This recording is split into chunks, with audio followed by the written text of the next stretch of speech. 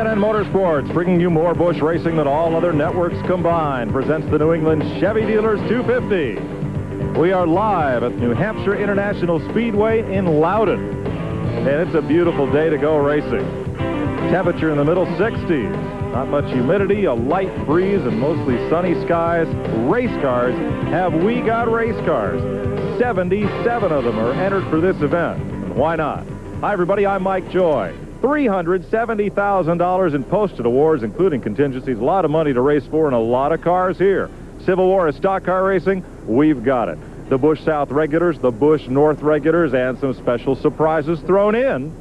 Like the fellow who's the defending Winston Cup champion. He's here, who won Talladega last week and visited with Buddy Baker a little bit ago. Well, Mike, what do you think the hottest name in auto racing does on his day off? He goes racing, of course. The Northern racing people are really going to see one of the best here today, Dale Earnhardt. Dale, is the car doing like you want it to do? Well, we qualified real good, buddy. I'm looking forward to it. You know, a Winston Cup driver's never won this Busch Grand National race up here, so we want to try to get in and win this Goodwrench Chevrolet. The car's running good, like I said. We qualified well, so we're eager to get started here. I hope we win the race and get home for Mother's Day tomorrow, which we'll wish my mom happy Mother's Day and all the other moms in the world. That goes for everybody at TNN. Sure does. Kenny Schrader's here, Ernie Irvin's here, and among the Winston Cup invaders is the pole sitter. Let's meet him with Glenn Jarrett.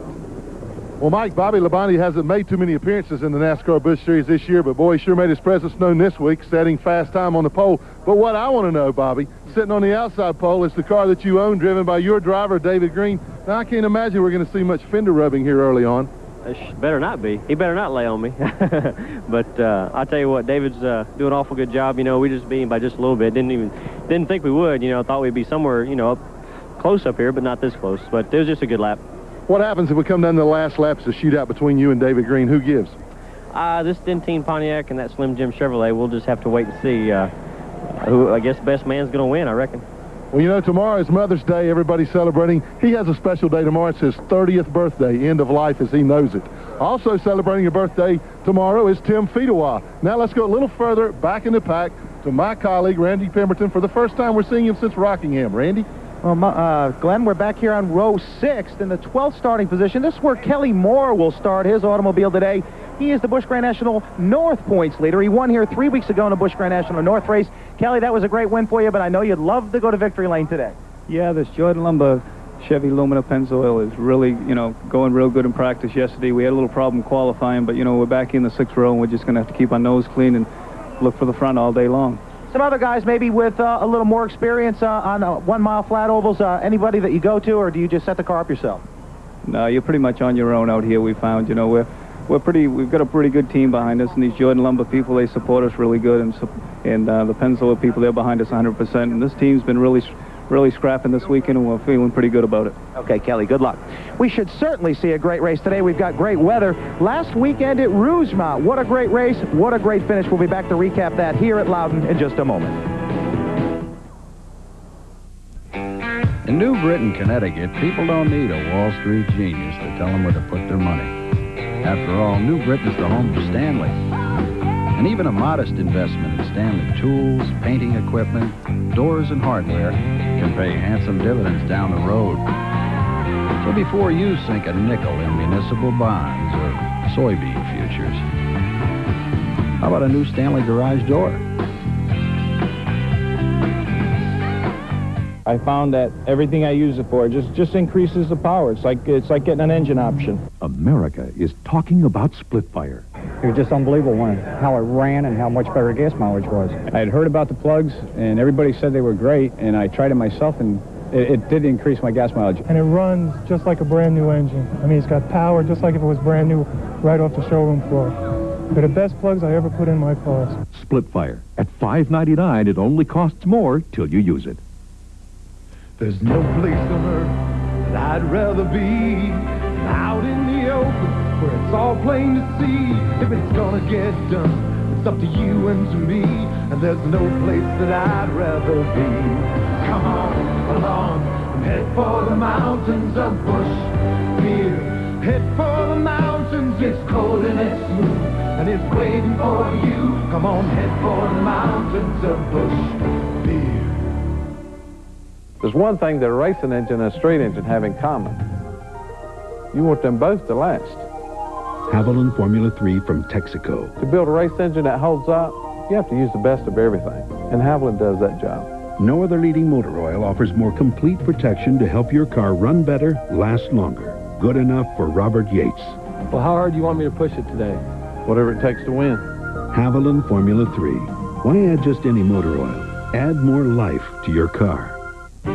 Today's exclusive coverage of the New England Chevy Dealers 250 on TNN is brought to you by Split Fire, the patented performance spark plug. It only costs more till you use it.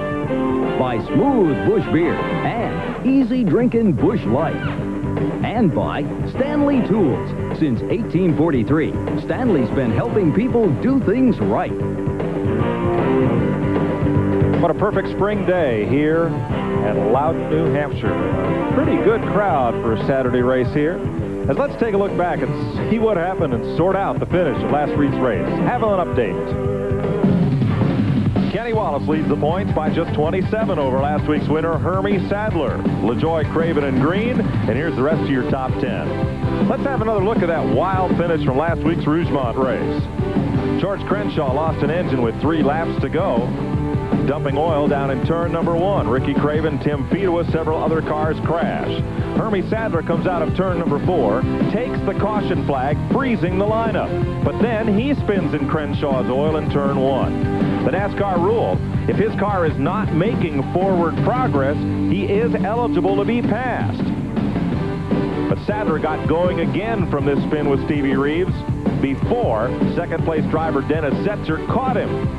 And even though as they come to turn 3 and out of 4, Setzer's number 59 passes Sadler, it's a moot point because Hermie had already taken the caution flag. Both cars drove to victory lane. NASCAR quickly awarded Sadler the win. Setzer, his best ever finish, second. Kenny Wallace, who dominated the race, was third. Johnny Benson and Ricky Craven, the top 5. Ellis, Bound, Pearson, Rich, and Dotter, the top 10. Pit crews at the ready as we get set to go racing here at New Hampshire International Speedway. We'll be right back.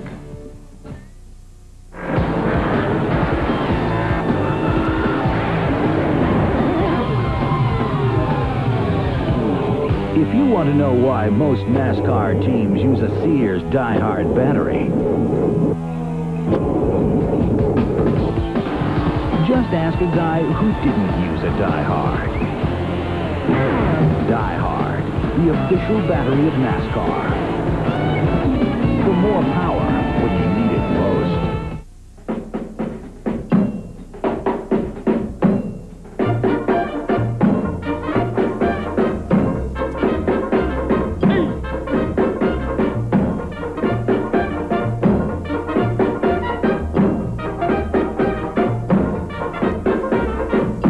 From Little Caesars, 2 pizzas for $8.98, plus a free 8-piece order of Crazy Bread and a free 32-ounce Coke Classic. Enough food to make a family meal into a party.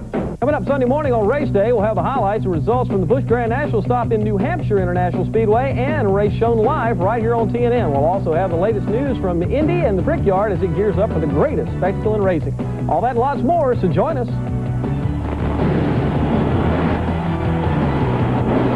Race Day, the latest news from the world of motorsports, brought to you live, 11:30 a.m. and 8:30 p.m. Eastern, only on TNN Motorsports.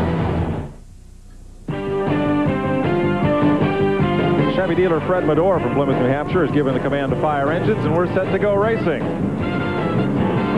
Sears Die-Hard presents the starting grid for today's race.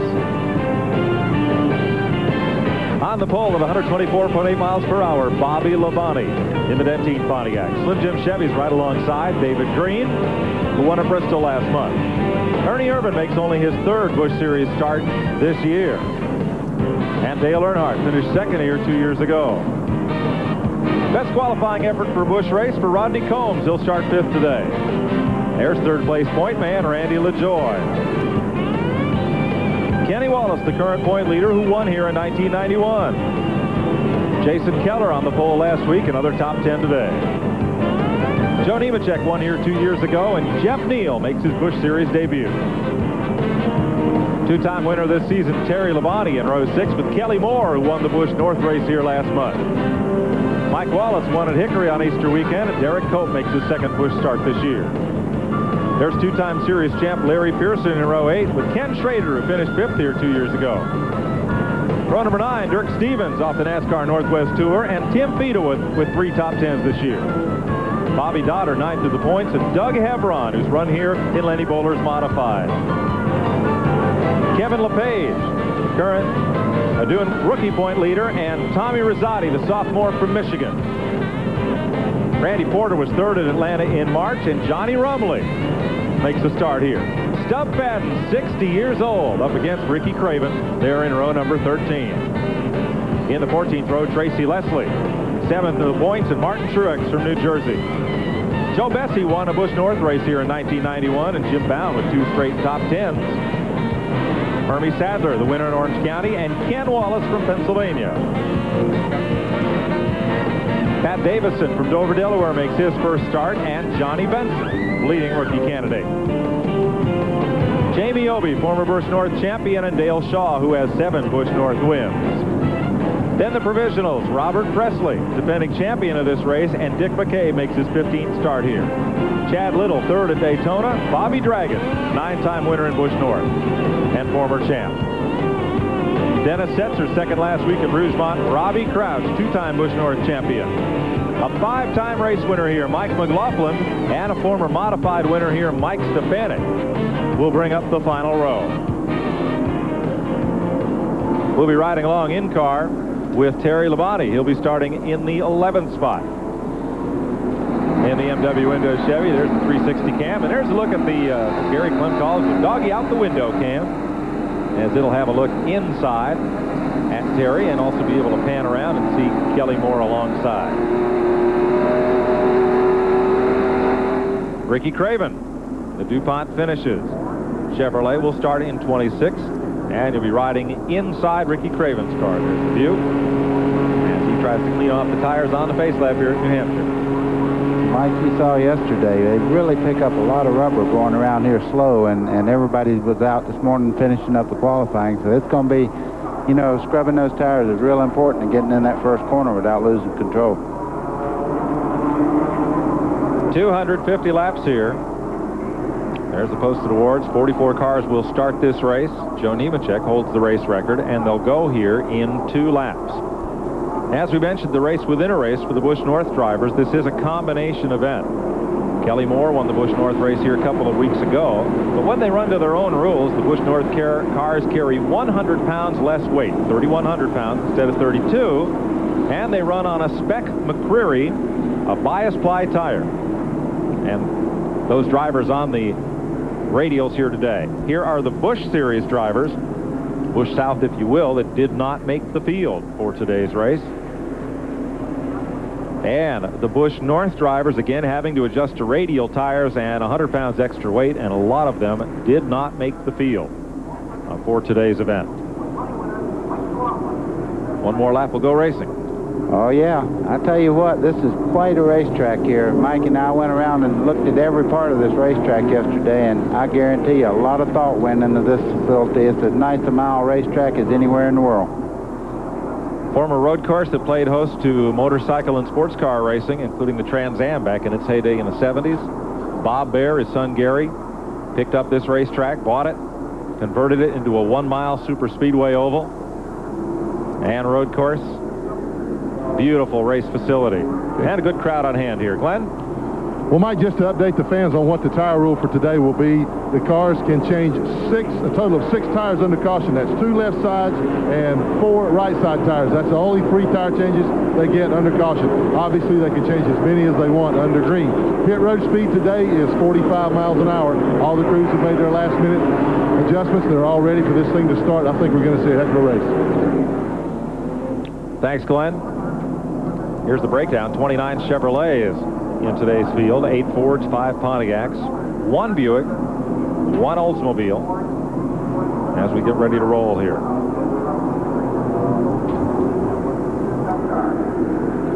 Back straightaway, final time. 1 mile oval, very flat, 12 degrees.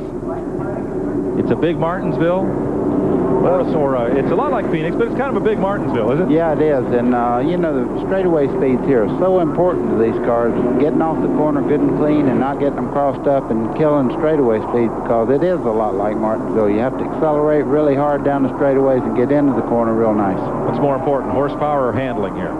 Horsepower at first and handling after about 10 laps. I think you're right, buddy. Let's get to it, folks. The New England Chevy Dealers 250 is ready to roll. Field presents itself to the starting line, and we are under green.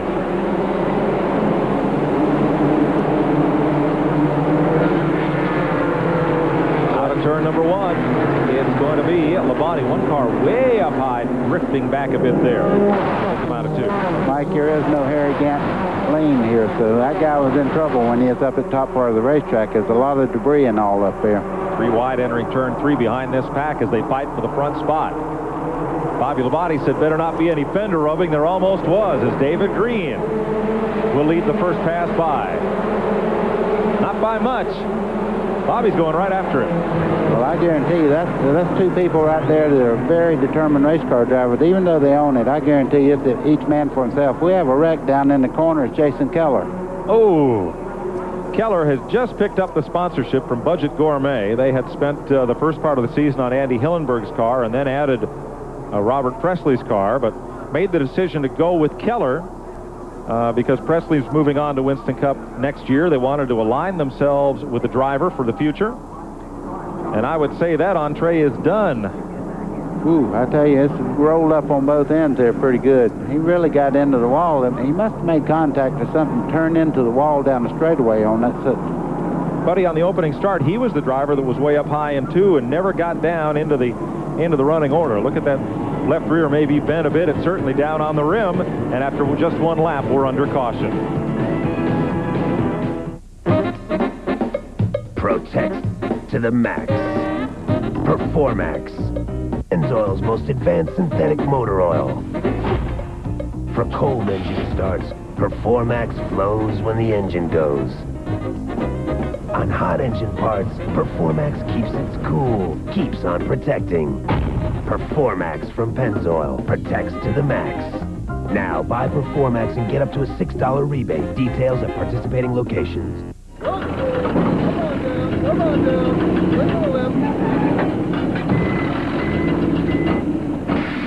Dig the shape of new Frito scoops. It scoops up dips. And holds down drips. You'll dig the taste. I know what I like Fritos. New Scoops corn chips. Let her go! It's a major breakthrough in auto protectant technology. Formula 2001 Super Protectant. It provides a more brilliant, longer-lasting shine than Armor All on vinyl and leather. And look, in the Arizona desert, Formula 2001 brought back the shine to UV-faded vinyl. Rubber, even leather. Get the new standard in automotive protectant technology. Formula 2001, with 50% more active shining ingredients than Armor All. Get Formula 2001 products today. Hey, is that... Yeah, it's my new Wagner Power Painter. Can you edge with it? Yeah, like this. In fact, it'll take care of just about any project you've been meaning to do. Why am I painting this by hand? Get a Wagner. The average person puts 9,000 times the weight of a sumo wrestler on their feet every day. That's why Dr. Scholl's created advanced insoles and inserts to give your shoes revolutionary cushioning and shock absorption. Make life in your shoes more comfortable. Lake Winnipesaukee. How'd that do, Mike? Pretty good, bud. Beautiful place and a great place to spend a summer vacation up here. And it's about 100 times bigger than what it looks like from this small angle. Watching from Ricky Craven's car, let's see if we can figure what happened to Jason Keller up ahead. Well, right now, all I see is cars going down the straightaway. You see, well, that's kind of a... I see a car in the outside wall there. It didn't look like he had anybody hit him or anything. It looked like maybe he cut a tire and went straight into the wall. A lot of scrape marks all the way down the wall from about where David Green's pit is. And then Tommy Rosati got together with another car back trailing the play behind the accident. That was the car you saw down on the inside in that replay. Dale Shaw spent a little bit of time behind the wall with the hood up on his car, and now Tom Rosati, former winner of the Oxford 250, has gone behind the pit wall to repair the Alan Avery Tic Tac Pontiac. So quickly we're under caution here after just one lap of racing. West Springfield, Mass. Boy, a lot of race fans there. Tonight they'll all be at Riverside Park Speedway, right on the Connecticut River there. You know, Mike, this place is one of those places you say you don't like the weather, stand still, it'll change in just a few minutes. Yesterday was rainy and cold, and today is just ideal for racing. Yeah, qualifying got split up between 2 days. That's kind of unique.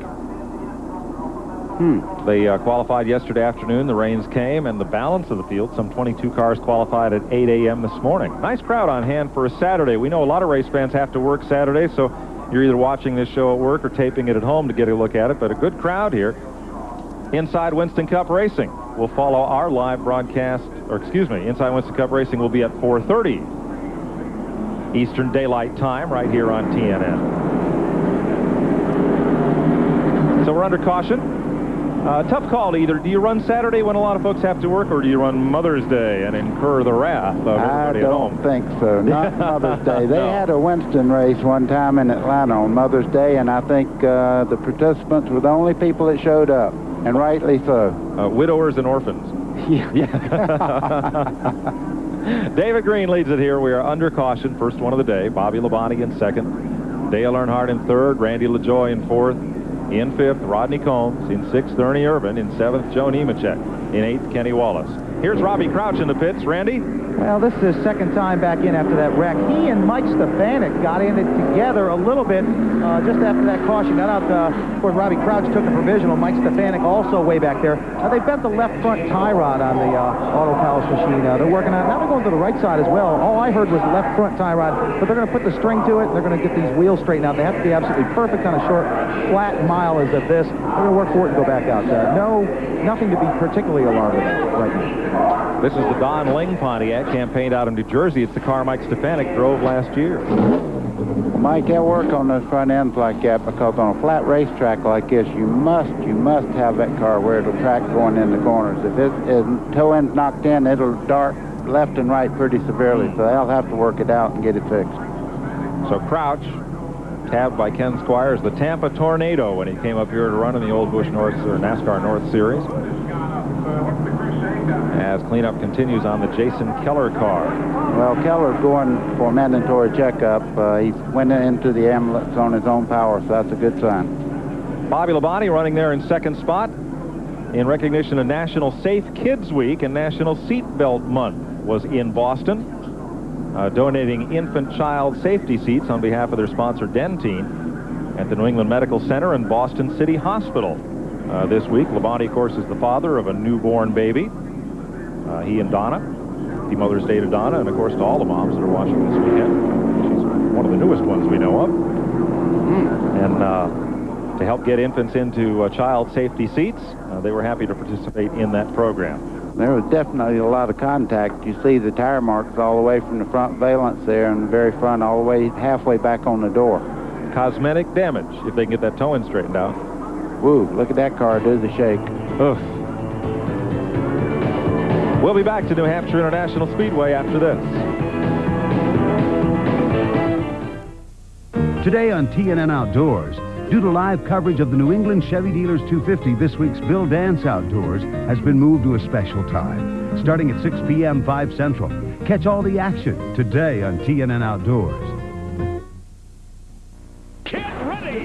Speedway, the South's fastest short track. DeSoto Speedway, the South's fastest short track, has something for you every Saturday night. And it's awesome. Late model sportsman, open wheel modified, straight stock, modified minis, your stock minis, and a limited schedule of pro figure 8. Always free parking and great food at DeSoto Speedway.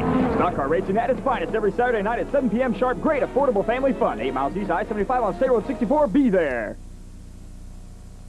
Meals on Wheels Plus of Manatee provides hot, nutritious noontime meals to over 1,500 elderly and disabled residents of Manatee County each day, either in their homes or at Friendship Dining Centers, helping them to continue living independently. Among the 14 vital services provided are the Meals on Wheels Plus Food Bank, adult daycare, and physical fitness programs. Thanks to our volunteers and donors, more than 500,000 lives are touched each year by Meals on Wheels Plus. Call today to find out how you can help make a difference. See Robbie Crouch's car getting finished up on pit road. Mike Stefanik also in for a look, and Mike McLaughlin. Randy? Tommy Rosati has pulled his machine behind the wall. Crew members working all over. Tom, what happened? Well, right off the start, you know, we had a little bit of transmission trouble, and, you know, now I had to just come right in because I couldn't even get it in and out of gear. Tough break for Tom Rosati. Former Oxford 250 winner. Yeah, very young lad when he won that race. His older brother, John, very successful NASCAR modified driver. The Rosatis hail from Agawam, Mass. Getting set to go back to racing, David Green leading Bobby Labonte. We had only one lap under Green. We've now got 8 complete.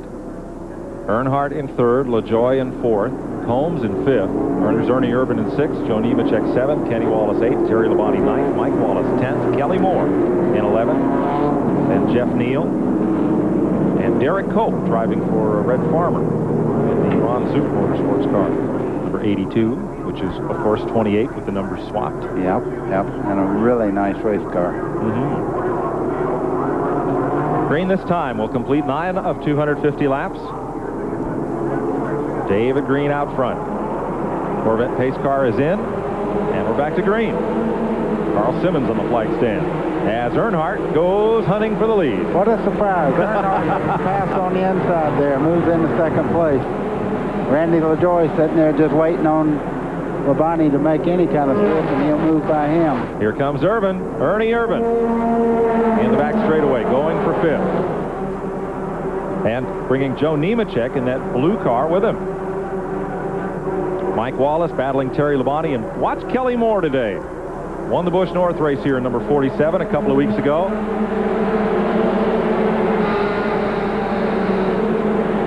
And up at 2nd place, Earnhardt goes outside and doesn't have as much luck as here comes Bobby Labonte. I talked to Bobby's father this morning in the garage area. They were 1st, 2nd, and 11th in the starting field, and he said, "You think we're serious or what?"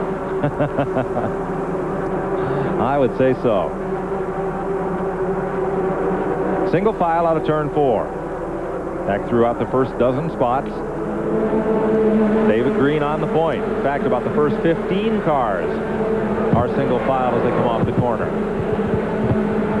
Back to turn 1.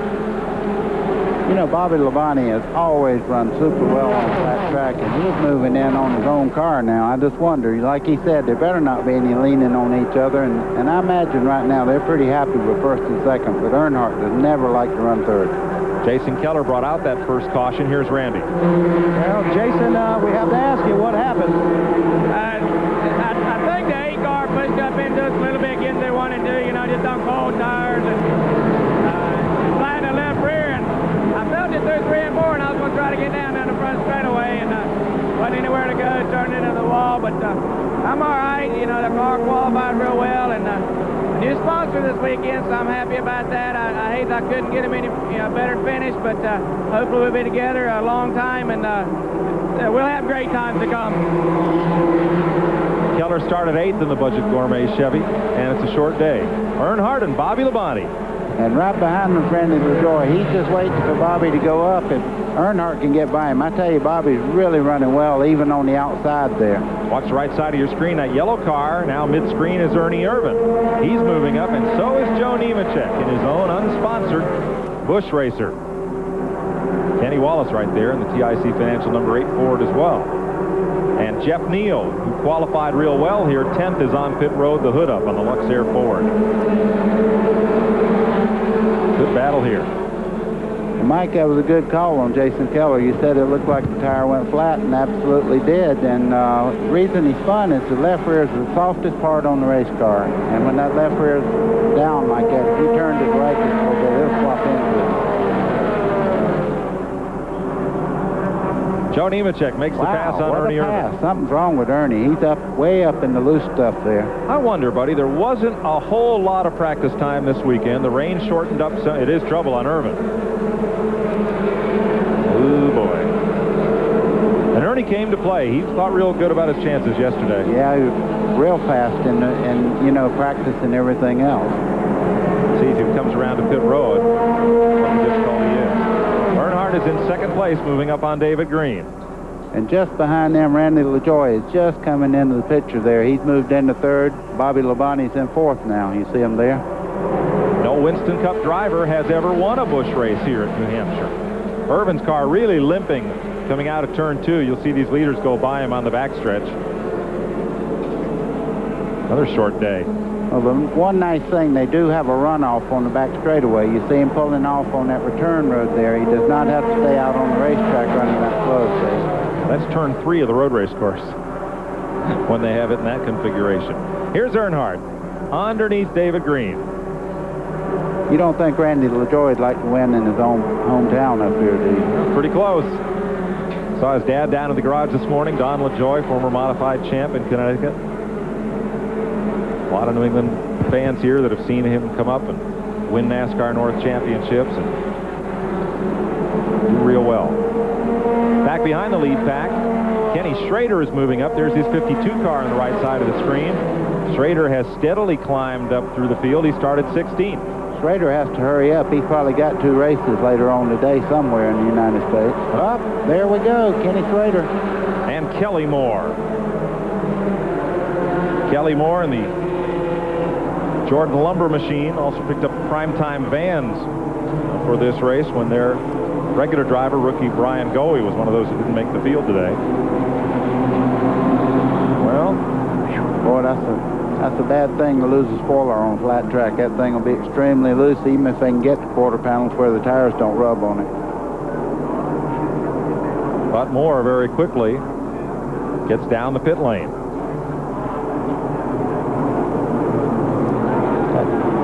That car don't look like it's going to be in the race much longer. I mean, it's pretty wrinkled up in the back. It may be in the race. It won't be very racy, will it? No. Aerodynamics are quite gone on that one. So Kelly Moore, who won up here just a couple of weeks ago, has got trouble, and we've got the second caution of the day at lap 18. Here's your top 5. We'll be right back. My truck has 99,000 miles on it, and it's like a brand new engine. America is talking about split fire. I feel like I have a new engine. No hesitation. You hit your passing gear, you're gone.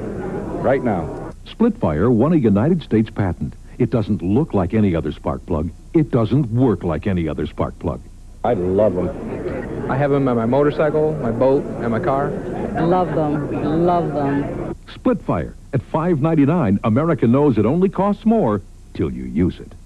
I can say I'm saving at least $3 to $4 a week. Probably getting, I would say about 20 miles more per tank full, and that's a lot for me. They'll pay for themselves, basically, in the first 6 months you own them. Split fire. It only costs more till you use it. Here's another split fire breakthrough. Twin core wire sets with a dual firing path to every plug. More power and more mileage or your money back.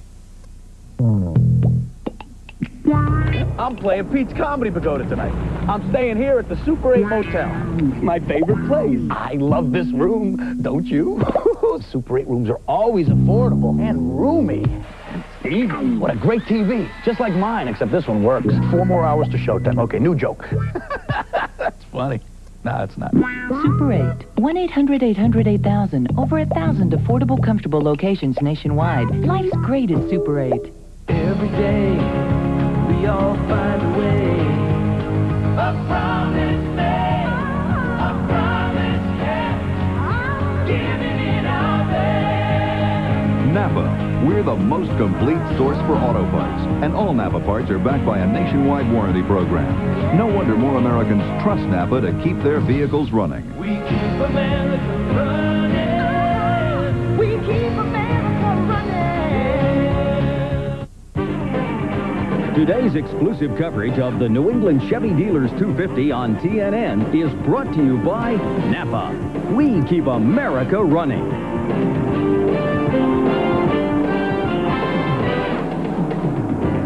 Welcome back to New Hampshire. Glenn Jarrett is with Kelly Moore. Let's have a look. We'll get to Glenn in a second. Excuse me. Let's have a look at what happened here. Mike, it looked like it was just coming through the corner and made a little contact on each other, and on a flat track like that, both cars got out. You see Schrader just barely backing into the wall. There you go. Schrader got a little bit loose. The back end come out and touched Keller on the left rear. Glenn?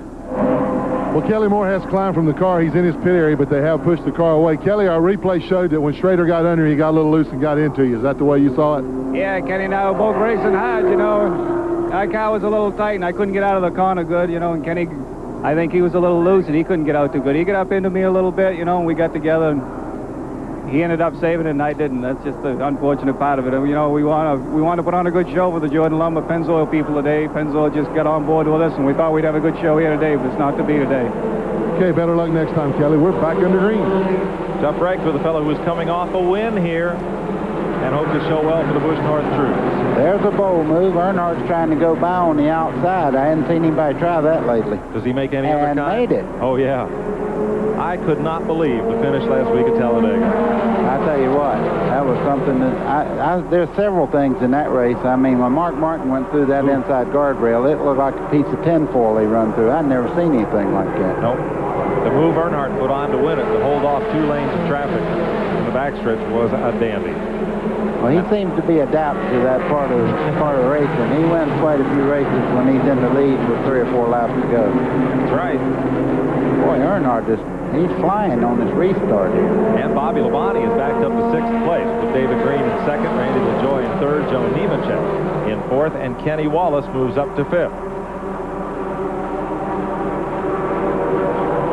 Stop-and-go penalty for Dale Shaw, who took over the Quint Boisvert Skoll number 7 from Curtis Markham for this season. Mike, he's been in the pit several times, so that really won't bother him out of the way. Ernie Irvin has made it back to the garage area. Randy's with him. Ernie, your brother, or your buddy Dale out there having a lot of fun. What are you doing in the garage area? What happened? Well, something odd. It broke an oil pump belt, and I thought maybe something got in the oil pump and locked it up, but we checked it, and it's fine. So if we're real brave, we'd put it back on, but most likely that'll spell trouble. So, you know, it just broke the belt. But the Mac Tools Ford qualified good, and we would have probably had a good run today. Track seemed good to you out there? What's that? Track conditions okay for you? That's a little slippery right now, but it's going to start coming in. You know, we hadn't had a lot of practice because of the rain, but look for a good race.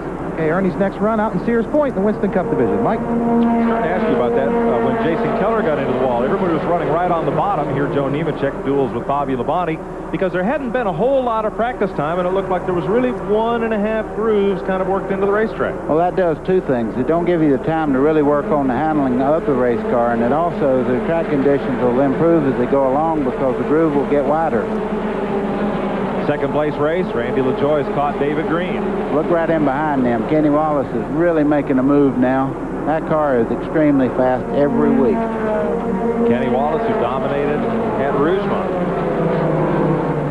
Also, Kevin LePage has moved up from 21st to 11th. Good run for the Teddy Bear car so far. Mike Stefanik back on pit road. I wonder if he's mimicking the motor noise. We were entertained by him yesterday. He had one skipping. He sounded like that chainsaw Ted that used to be on John Boy and Billy back home on the radio. He could make two woodcutters go at one time, and that kid he had us all in stitches yesterday. Yeah, he was making race car noises.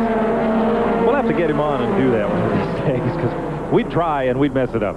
You wouldn't believe it. You'd have to hear it. Mike Wallace there with Joe Nemechek, Terry Labonte. Now they're 1.8 seconds behind the leader. You're riding with Terry as he chases Joe Nemechek down the front straightaway and toward the Concord Grandstand at turn 1. See Joe Nemechek pull a little bit getting in. Now watch Terry. He's really good back on the accelerator. He'll pull right back up on him coming off the corner here. That's why they call him Nice Man. He really never gets rattled at all. He'll drop back for a while, and all of a sudden you'll look up and he'll be in front of you. It's really smooth. Absolutely. Nemechek's car looks like it was stuck pretty good. And we'll drop you back a bit. That's the 82 car. That's the car the Red Farmer's working on for Derek Cope, that white and gold machine number 82. There's Larry Pearson in the middle of everything there. Mike Wallace leading the group, the 2nd group.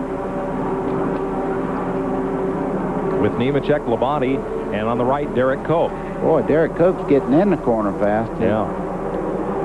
There's the separation up to that first pack behind leader Dale Earnhardt. Earnhardt had a great battle here with Joe Nemechek a few races ago. Looks like this time he's trying to take the money and run. Looks like Randy LaJoie took a little look on the inside, and he said, no, not quite enough room, so I'll just wait a second or two. Kenny Wallace drops low. And LaJoie had, again, faint move underneath David Green going into 3. I think Bobby Labonte may have one of the fastest race cars. He's just kind of waiting, biding his time. He's the last car in that group right there, but that car is extremely fast. He dropped back 10 car lengths and pulled back on him in half a lap. Labonte running 33. They like double digits. The car he owns runs 44 with David Green. This car, which is also Bobby's, runs his 33. His wins car is 22. I asked Bob Labonte, I said, where's your young boy at? And he said, which one? Yeah, I guess to Bob, they both are. Right. Boy, Earnhardt checked out on the restart here. I say he must have an early plane, but he's got his own plane. I'd say, has he ever? The Earnhardt Air Force. Boy, it's a nice King Air 3. You ought to see that thing. It's beautiful. I don't think it's any faster than the race car he's got right here. Kenny Wallace had to look low, but Randy LaJoie's there. And Bobby Labonte. Now that next pack is catching him. Look at Mike Wallace move in the Barry Owen car, number 9. And with him, Joe Nemechek, Terry Labonte, and Derek Cope. Yeah, that's not exactly a scrub group that's coming up behind them there. That's some pretty good race car. Nemechek had the record here for, since last year as far as qualifying and all, and they're all moving in. I'm telling you, this Wallace kid, the other Wallace kid is coming on. We got enough Wallaces in this thing to have a match race if we wanted to. That's right. There's 3 Wallaces in the race, and Rusty's not here. The third one is Ken Wallace from Pennsylvania. A lot of smoke out of one car up in turn number 4. Looked like Doug Hevron may have let an engine go in Charlie Henderson 75. Well, a lot of smoke from that wheel well.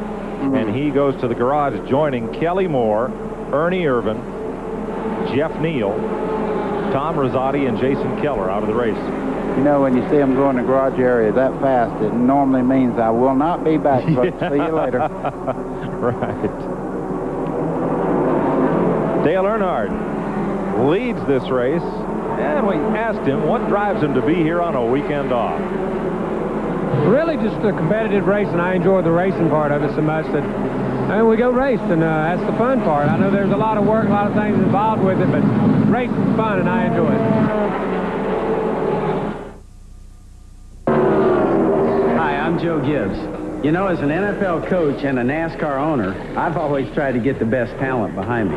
So when I got Nutmeg Mills together with Dale Earnhardt, Rusty Wallace, Bill Elliott, Mark Martin, Kyle Petty, Jeff Gordon, and Dale Jarrett, I knew we'd have a winner. It's Nutmeg's official NASCAR collection for race fans who want to stand out from the crowd. Now, if I could just get some of these drivers behind me during the race. Official NASCAR apparel by Nutmeg Mills. Available at fine stores everywhere. Monroe Sensitrack, road sensing shocks and struts. Designed to give you extra control during a swerve. Extra control over rough roads. Monroe Sensitrack gives you both extra control and ride comfort automatically. Monroe Sensitrack, like 2 shocks in 1. Call 1-800-STRUT now for a Monroe Sensitrack dealer near you.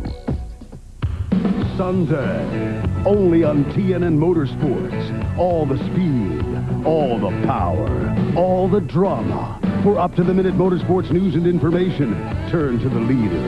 Race Day, with 2 live editions before and after all the day's racing events. From IndyCar to AMA to NASCAR, catch it on Race Day. Sunday, 11:30 a.m. and 8:30 p.m. Eastern, only on TNN Motorsports.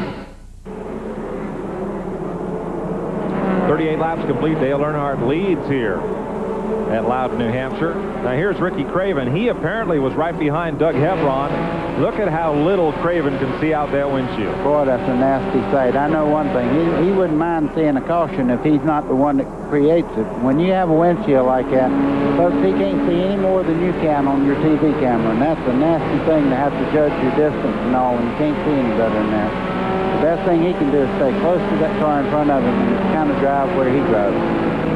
Let's hope Chad Little keeps it going in the right direction then, for Craven's sake. Second place battle, Kenny Wallace got down in the corner underneath Randy LaJoy. The handling must have went away on David Green because he was holding them up. You could kind of tell that Earnhardt had sneaked away on them. They'll start closing in, I think, now. He just moves up on them and gets ready to. That's a real good race car when it runs all day. Pretty good driver in behind the wheel, too. Oh, now, how about some horsepower? Bob Rinaldi's Chevy underneath the hood of Randy LaJoy's car carried him down into the corner in a hurry. Here comes Kenny, popping out from under the corner with second spot. Well, you know, Bob Rinaldi builds motors for that 20 car, and I tell you, nobody makes stronger motors than he does. That's Bobby Labonte in 33, in fourth. There's Earnhardt, the leader. Wow. Fix the sandwich, and here comes second place.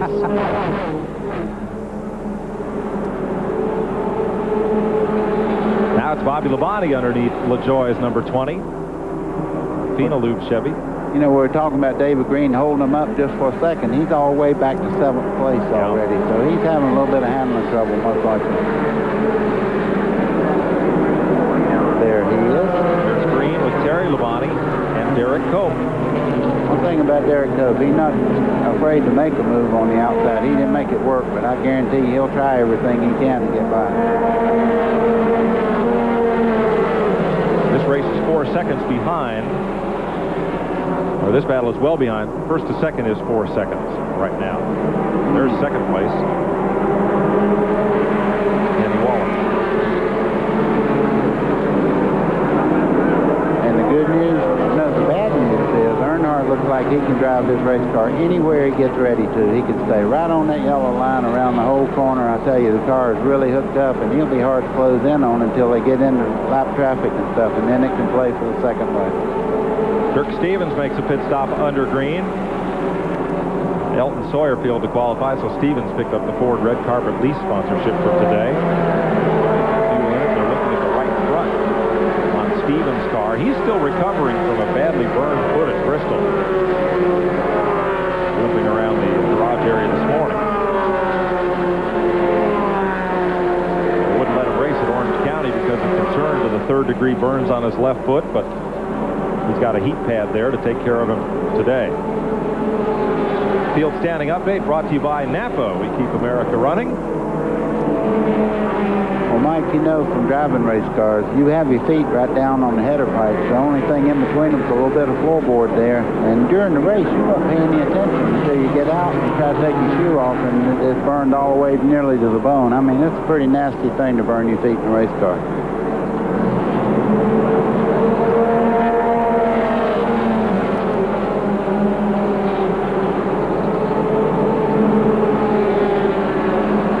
See, Kenny's moved into second place there. He's moving away from LaJoy just a little bit. And caution's coming out, buddy. Somebody's dropped a spoiler up in turn number 4. That will bring out the caution with 46 laps complete. That spoiler was off, we're told, Dirk Stevens' car. So it's caution at lap 46. Dale Earnhardt is trying to wear out the field here at New Hampshire in the Chevy Dealers 250. We'll be right back. Green, green, it's green they say on the far side of the hill. Green, green, I'm going away where the grass is. Dandelions are ruining this lawn. Too bad they didn't use Scott's Turf Builder Plus 2. Every patented particle gives you dandelion control, plus Scott's exclusive greening technology, so it helps keep every square inch green and weed-free. There is a difference in fertilizers, the Scott's difference. In 50 years, KFC has never changed the Colonel's chicken. His original recipe has always been made with a special blend of 11 herbs and spices. And extra tasty crispy has forever been crunchy on the outside and tasty on the inside. Something that good isn't so easy to improve on. But we found a way. So we're changing it. Now our chicken breasts are a full third bigger than before. Well, we didn't think the Colonel would mind. So come into KFC and we'll give you more of the taste you love.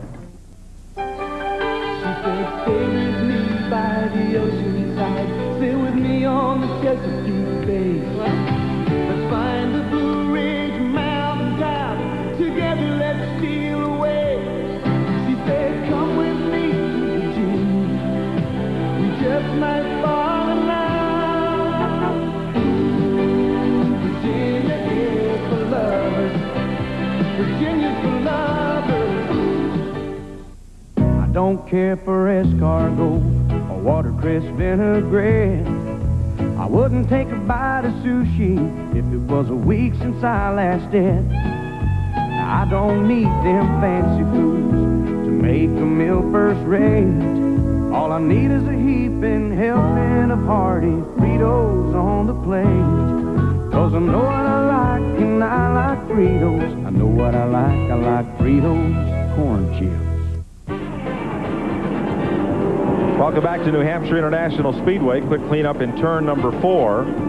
Car number 16 was the car that dropped the left half of its rear spoiler. Stub Fadden from North Haverhill, New Hampshire, 60-year-old racing grandfather. Wow, that's impressive, folks. I got to tell you, 60 years old, be able to sit up in one of these things, much less to drive as well as he does. That guy was one of my early heroes watching the modifieds. Johnny Cambino, West Haven, Connecticut, age 63. Won the limited sportsman feature last week at Waterford Speed Bowl at 63. This guy had biceps the size of tree trunks. He could drive. Good to see him out there and going. Let's go to the pits. Well, I'm standing by with Ken Cahoot. This is Ken Schrader's crew chief. He's talking to Ken right now. After that contact, they had to make some adjustments on the car. Tim, is it okay? Yeah, we got an early wreck here off the turn 4, and we're just trying to bring it back to where we were at the start of the race, but I think we're going to be okay. Not too much damage done to the car in that wreck? Nah, just a little bit of sheet metal. We got some new tires on it. We should be better now. Well, he did get a free change of tires. By that, I mean that when Ken spun the car in that incident, it flat spotted all the tires, so he got to change all 4 tires. They were not charged to as part of the 6 that he could change under caution. So they continue to work on Schrader's car. He had one of the fastest cars up until that spin. They're hoping they can get the AC Delco Chevrolet back up front again. There's Schrader behind Martin Truex in the running order and just ahead of Bob Dragon of Milton, Vermont. Great name, Bob Dragon. I mean, if you're going to be a racer, a name like Dragon, that's important. You think that's a great name. His brother's just a good racer. His first name's Harmon. They call him Beaver. Beaver Dragon.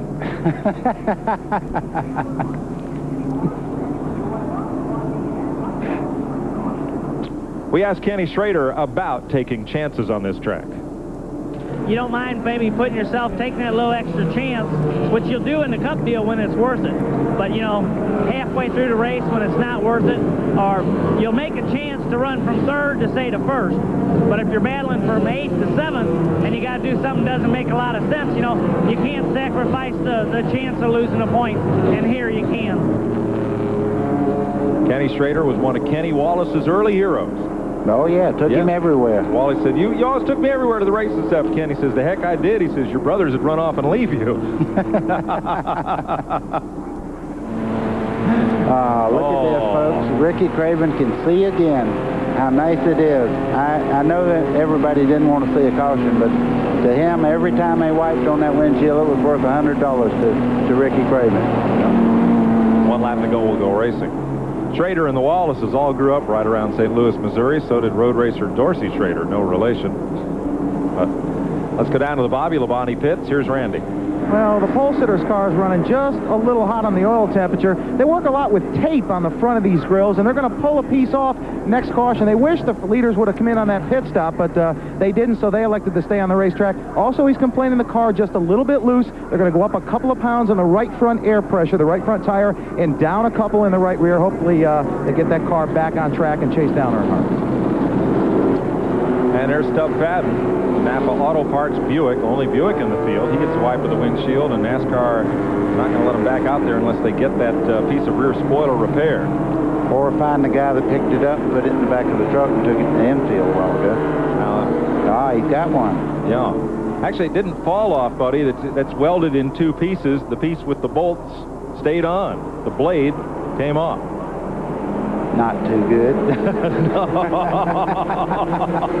Boy, it don't take them long to get three abreast here when they drop the green flag. Yep. Terry Labonte on the outside of Derek Coates there. Yeah, that ought to be for position. You see Pearson moving in there. Labonte has to give a spot to Derek Coates there. Rodney Combs made a pit stop. He's at the back of the pack. Boy, M&W Windows ought to be pretty pleased with that shot. Well, window's clean. Back to turn one. I don't think that window's in their catalog. Oh, here we go, folks. Out of turn two. Chasing Dale Earnhardt, and Kenny Wallace draws a pretty good bead on Earnhardt as they go up into turn number 3. You're riding with Terry Labonte. Does that look like 12 degrees to you? Looks like it's off-camber to me going in that corner. It almost looks like it's debanked. It's so flat. For the lead. Now, a while ago, you seen Earnhardt just move right away. Now, everything's back to normal, and Kenny Wallace makes the pass look pretty easy there. If he can make it stick. The back end of that car swished around just a little bit. That's an extremely fast race car in the corner. Here comes one that's fast down the straightaway. Earnhardt. Watch Kenny Wallace in the middle of this corner, though. He'll pull right back up behind Earnhardt. He'll set himself up. There's a lot of drafting on this racetrack because of the length of the straightaways. We seen that last year when we watched the modifieds up here. Boy, I mean, it was like they were in Daytona drafting each other. You mentioned Hermie Sadler, after starting 31st, has moved into 12th position. He'll pretty much single file right now. This really is a you hit the setup or you miss it big kind of racetrack, isn't it? Yeah, and with the clouds that we have right now, they hadn't come into play yet, but when they start moving in, they're getting a little more puffy, and it'll be dark in one corner and sun shining in the other, and you'll find people are real fast in the darker part of the racetrack, people are real fast on the part that's sunshine on. Some folks think that's only important at the beach where the clouds are, but it's really funny how it makes such a big difference with the race car, whether it's sun or shade. The car is a little bit loose when he gets into the dark area there where it's shaded. He'll really fly. And then he gets in the other end and it's like, oh, what happened to this thing? And that's a voice of experience, my man. Yeah, I can tell. Third car in line's Randy LaJoy. Fourth is Bobby Labonte in 33. Fifth is Mike Wallace. He was talking to Mike Stefanik, and he was qualifying. He backed her in the wall, and he said he knew he had to make the race to get through that corner. He had to really stay wide open. He got sideways. He just stayed in the throttle. I said, I resemble that statement in Atlanta. Yes. Yeah, one round of qualifying here, and only one lap. So it was do it or drive it home time yesterday afternoon and this morning when they finished pole qualifying.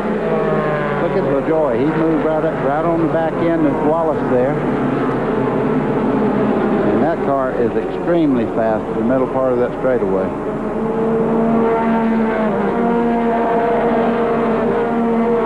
Go back a little bit.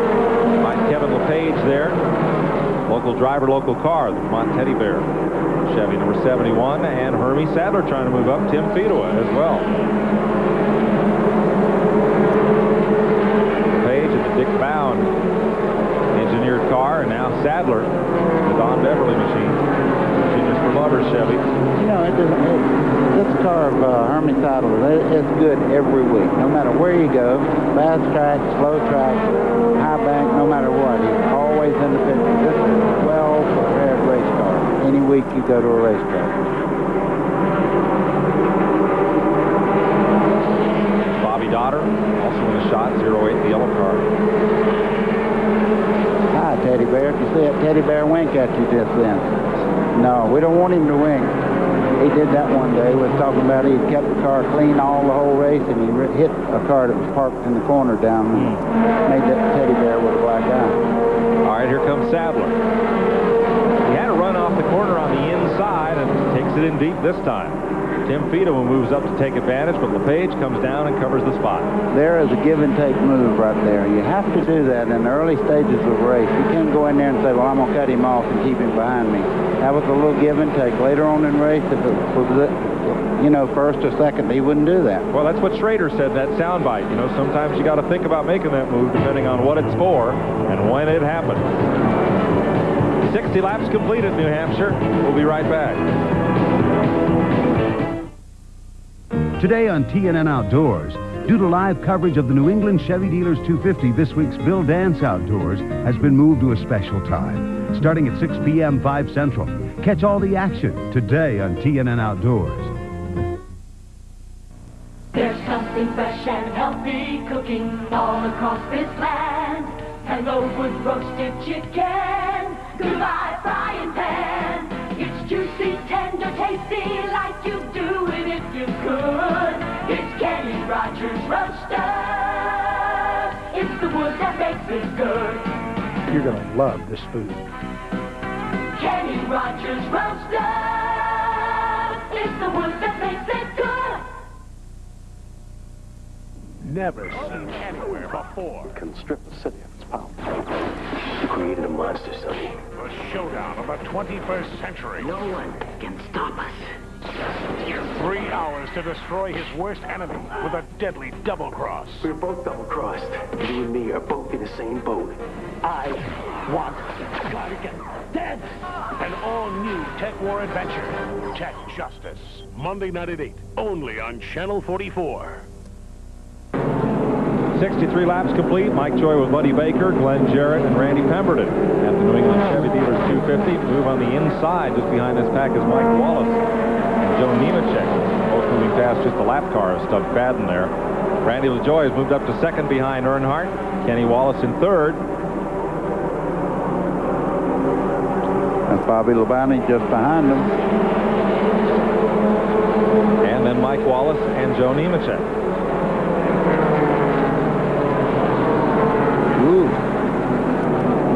For the lead.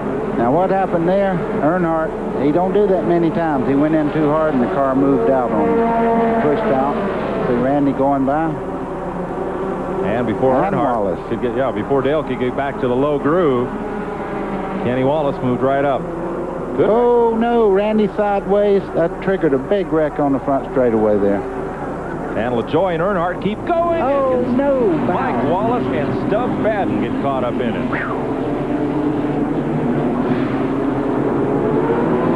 Fourth caution of the day comes out at lap 66. On the front straightaway, racing for the lead, Randy LaJoy, Kenny Wallace, Dale Earnhardt, Stub Fadden, and Mike Wallace all get tied up in it. Yeah, good thing Stub got that new spoiler on there.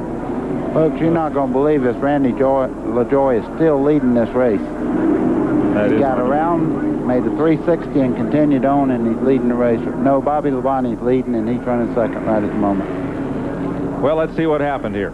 Kenny Wallace was right up against Randy LaJoy. He might have touched him just a little bit. What's this? Where? Ow!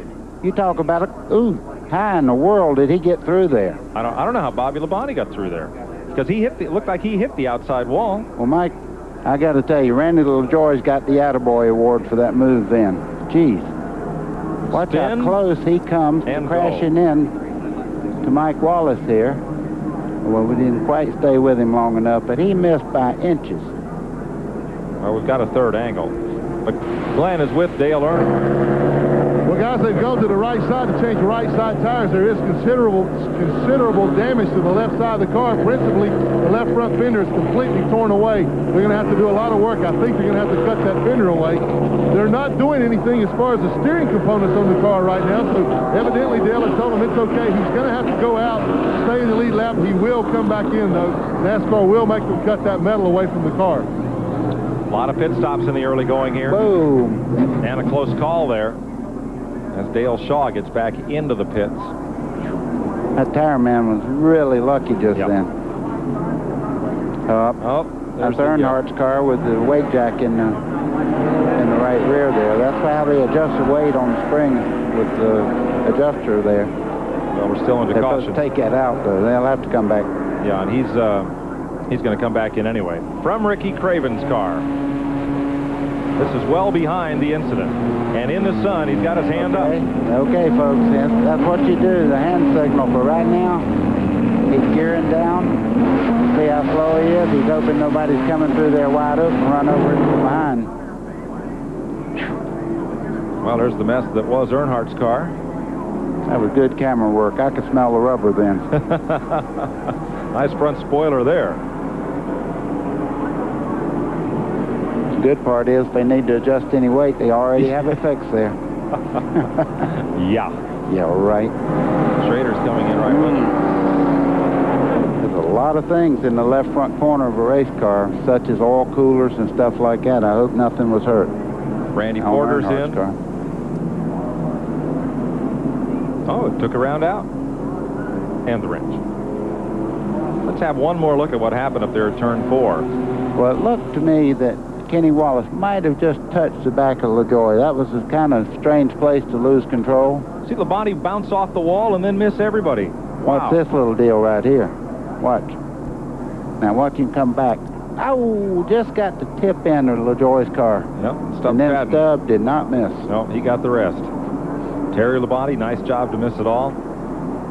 How much of that's instinct, buddy, and how much of that is knowing where to go? Well, it's all instinct. If you have to stop and think, you already should have done it. If you're in the wreck. You got it. Yeah. So we're under caution. Randy LaJoy, Terry Labonte, Larry Pearson are the front runners. It's a major breakthrough in auto protectant technology. Formula 2001 Super Protectant. It provides a more brilliant, longer-lasting shine than Armor All on vinyl and leather. And look, in the Arizona desert, Formula 2001 brought back the shine to UV-faded vinyl, rubber, even leather. Get the new standard in automotive protectant technology. Formula 2001 with 50% more active shining ingredients than Armor All. Get Formula 2001 products today. Monroe Sensatrack, road sensing shocks and struts. Designed to give you extra control during a swerve. Extra control over rough roads. Monroe Sensatrack gives you both extra control and ride comfort automatically. Monroe Sensatrack, like 2 shocks in 1. Call 1-800-STRUT now for a Monroe Sensatrack dealer near you.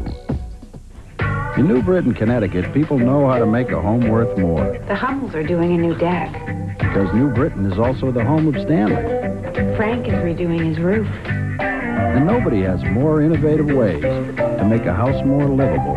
Liz is redoing her bathroom. Or more valuable. And the Sandowskis are redoing everything. Ever wish you had a better house? So, Arnold, Why not get started on the one you've got? what are we doing? This is the perfect time to try my new Polaroid Captiva. Hey, where's the picture? There's no picture? How can that be a Polaroid camera if there's no picture? The Polaroid Captiva. The pictures stay in till you take them out. Maybe if you shake it. Yeah, shake the camera. If you're looking for a reliable place to service your car or truck, I've got great news for you. Now at Pep Boys, $5 rebate on Gabriel Pro Rider shocks. Struts, $10 rebate. Come to Pep Boys and drive away happy.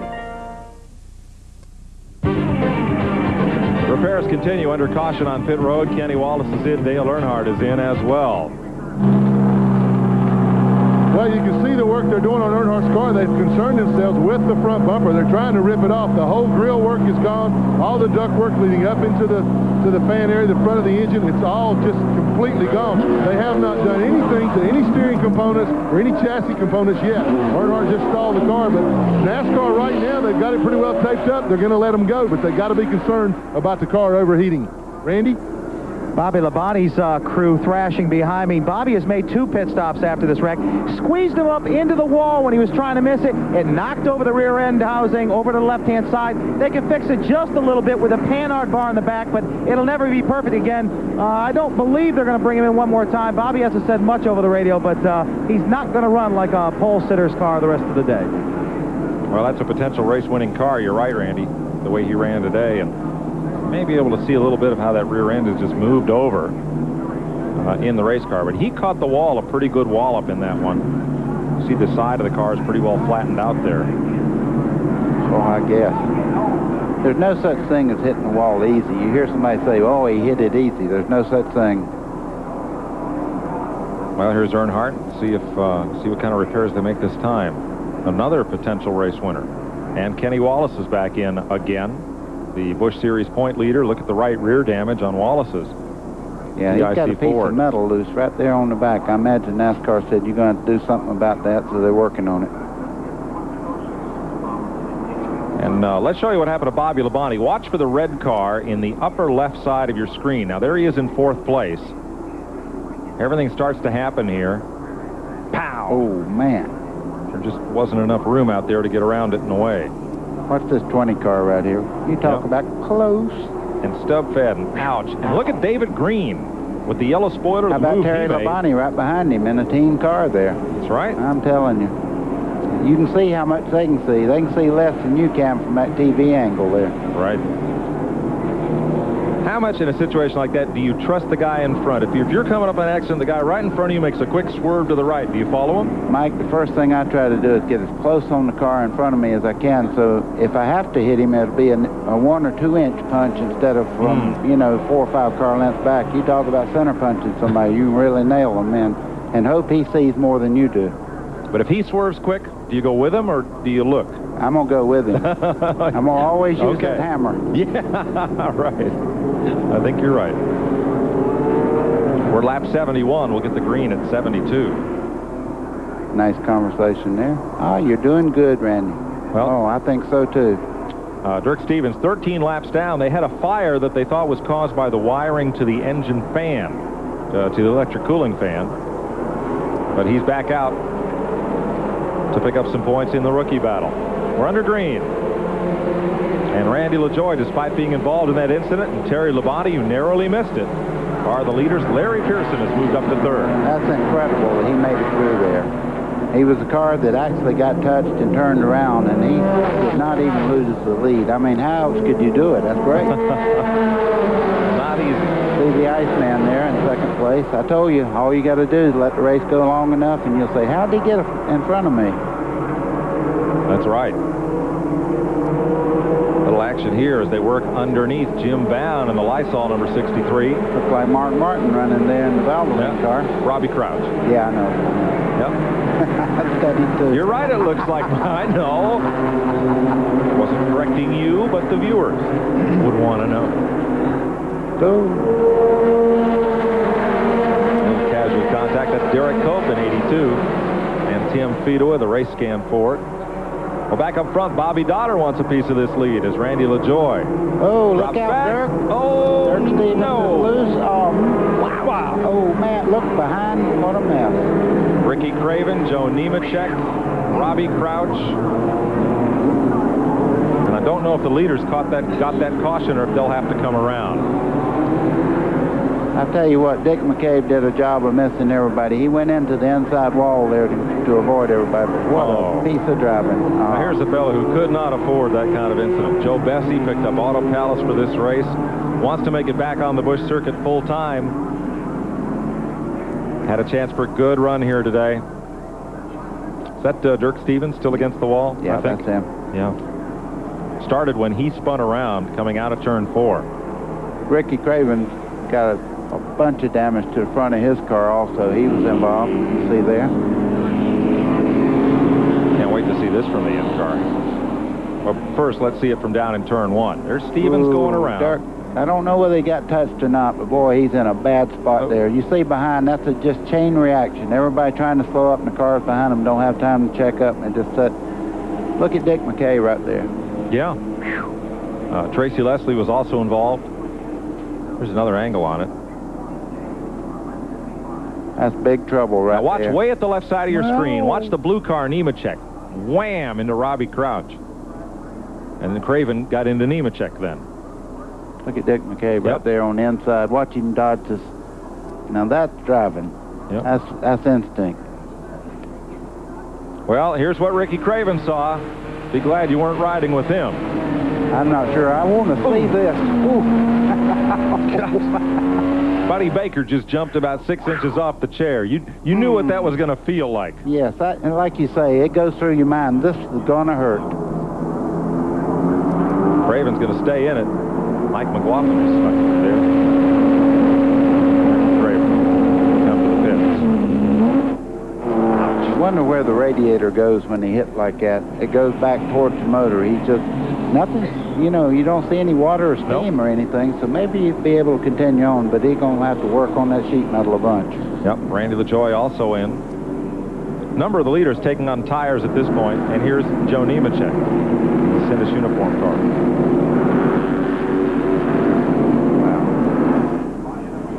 Randy LaJoy's got a bunch of damage there on the right rear. And they'll put a little more spoiler on that car and send it back out. He was the leader, had drifted back a little bit, and now is well out of the top 10. They test car batteries here. They test pickup trucks here. And when they test yard machines, they go here, Dave Spivey's house. MTD tractors, chipper shredders, lawn mowers, and edgers tackle the toughest jobs. Look for MTD yard machines at retailers near you. MTD. Wow! I like it! MTD yard machines, American made, American owned. When it comes to roping a steer, folks in Grand Junction, Colorado will tell you that Ron Markin can ride with the best of them. And when it comes to overhauling an engine or rebuilding a carburetor, well, he can do it all. You see, when Ron's not riding a horse for fun, he's turning a wrench for a living. So he buys a lot of parts, mostly from AutoZone. Sure, there are other parts stores in town, but Ron knows that when you want the right part for the right price, there's just no place better than AutoZone. Monroe Sensatrack, road sensing shocks and struts. Designed to give you extra control during a swerve. Extra control over rough roads. Monroe Sensatrack gives you both extra control and ride comfort automatically.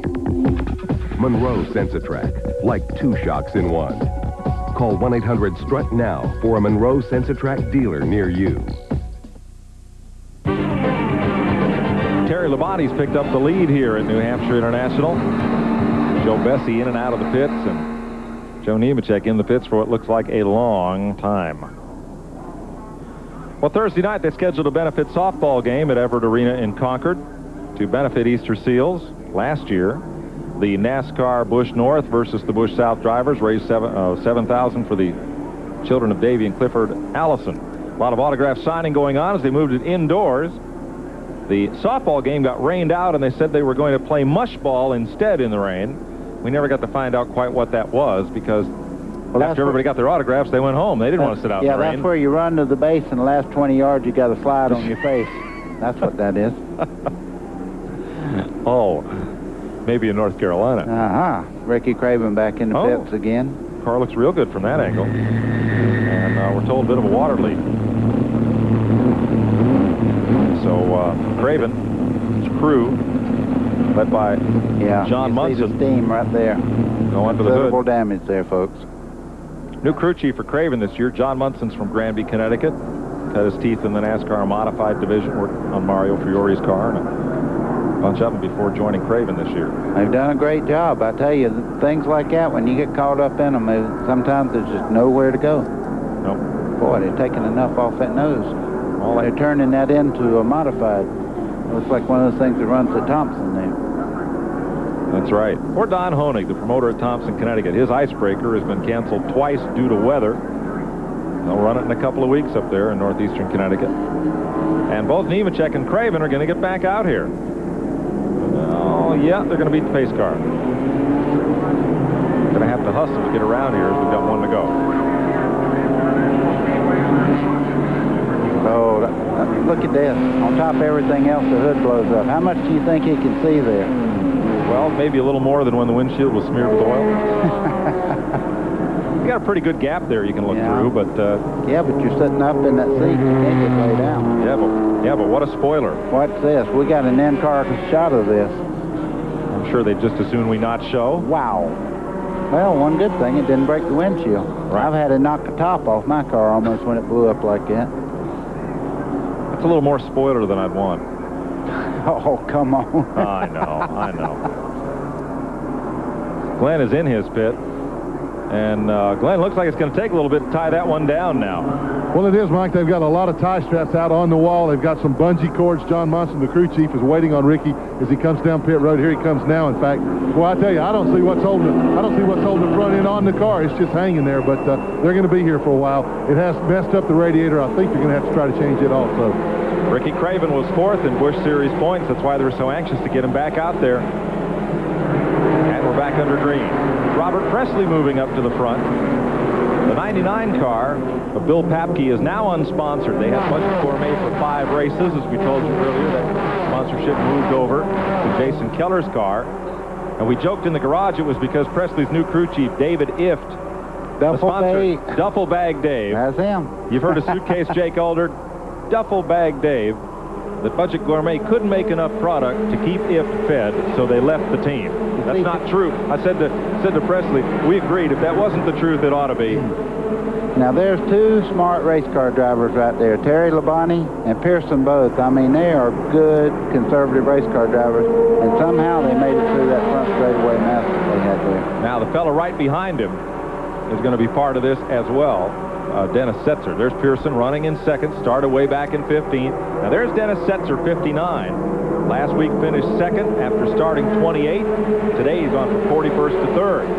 And that yellow car is new this season, folks. White House Apple Juice. They started the season with Johnny Smith. Johnny Rumley is in the car, owned by Tom Milner, and it's the first race they've qualified for this season. Number 41. He's a talented race car driver, but he needs to get to the inside of that racetrack. Right now, the outside lane's not working too well. Mike McLaughlin moves underneath. McLaughlin started this race back toward the last row. Taking a provisional spot. Former winner here, Derek Cope, moving on Johnny Rumley now in that yellow 41. Look further back, there's Earnhardt and Randy LaJoie. Both those cars damaged a bit during that accident. Yeah, they're running pretty good for wounded cars. They're moving right along. They're passing race cars left and right. Apparently, it's all cosmetic and not hurting the performance of the cars. There's Robert Presley. The 99 with Dennis Setzer. I know what Dennis is thinking right now. Hey, this is real nice. I'm moving up to the front like last week. You know, it took a long time for him to get there, but he come within inches of winning that Busch Grand National race last week. That's right. David Green running right with Setzer now. Draws a bead on the inside. Midway down the backstretch. And Green trying to complete the pass here. Chad Little moves in. There's Chad in the Bayer number 23. And Tim Feedaway. Right behind him. I tell you what, that's a pretty good group of cars right there, and a lot of talent. Mike McLaughlin, the winningest race driver at New Hampshire. One day a few years ago, won both ends of the doubleheader, the modified and the Busch race. And Derek Cope has joined that pack as well, behind Hermie Sadler. See, Joe Nemechek just come back in. The only thing straight on that car is the back window. Everything else is crumpled up. It looks like a bag that's been rolled up and held in your hand for about 5 minutes. Here's McLaughlin in the red car. Easy pal. Down to the inside. Against Tim Feedaway. A little pretty racy there. Yeah, I kind of draw up when they start in the corner like that, because if that lead car don't know that you're trying to come up under that quarter pounder, if you just barely touch him, he's out of here on a flat track. This battle's 2.6 seconds behind the leader. There's Terry Labonte up front, Larry Pearson, and here's that pack. McLaughlin's going to try it again on Tim Feedaway down into 1. Feedaway's getting in there a little better, and they do touch. And gets, almost got squared away. Feedaway almost saved it. No yellow yet. They're still under green. McLaughlin lost a few spots on that one. It won't be a green. He's back underway. a little touch in the left rear. And like you said, that's all it takes. Yeah, look at Robert Presley move in on the front two cars here. I guarantee you one thing. I keep saying this just about every week, but you talk about a replacement for Harry Gant, he's perfect. They are just mannerisms, everything are so close. I mean, I look forward to doing races with Robert Presley in Winston Cup, and he's a tremendous Busch driver. Look at this, 3 deep. Kenny Wallace outside, Kenny Schrader inside. Mike McLaughlin gets popped out of the middle of that sandwich. And Johnny Rumley moves in. Tim Fedowa fell from 7th to 25th after getting going again. Whoa, Randy. Randy from Troy got in the back of that red and white car there. Martin Truex. And here comes Earnhardt. Oh! That was Earnhardt missed him. How? I don't know. And McLaughlin goes right on. I tell you what, he just lost it. Got in there a little bit hard. The yellow's out. I don't think anybody touched him. I think you're right, buddy. He just got in there a little too hard. Well, you're under a lot of braking getting into the corner, and that lightens the back end up. And, boy, when you go in there too hard, it'll switch right around on you. We'll look at it when we get back. Sixth caution of the day comes out at lap 91 from Mike McLaughlin's spin in turn 1. We'll be right back.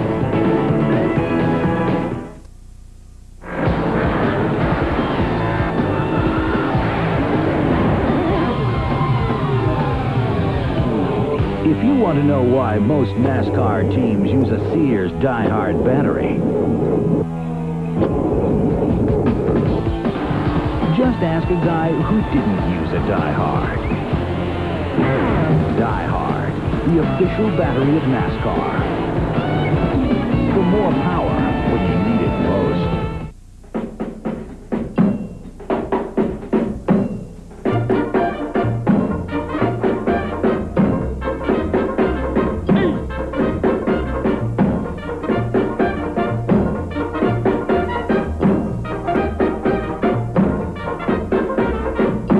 From Little Caesars, 2 pizzas for $8.98, plus a free 8-piece order of Crazy Bread and a free 32-ounce Coke Classic. Enough food to make a family meal into a party. For years now, Mr. Krylon Spray Paint's been showing you how to get a professional finish, while I've been taking to the cleaners. Well, no more. Krylon's easy. Go play with your tarantula. I'll spray it here, the other leading brand there. Krylon's smooth, no runs, no drips, no airs, and dries to the touch in 12 minutes. The other brand's tacky. Hey, Ron. Have a seat. Hey, great, thanks, sir. How you doing? Good. I gotta go spray paint. Don't get any paint on you. And look, Krylon is changing the face of your automotive needs with Duplicolor.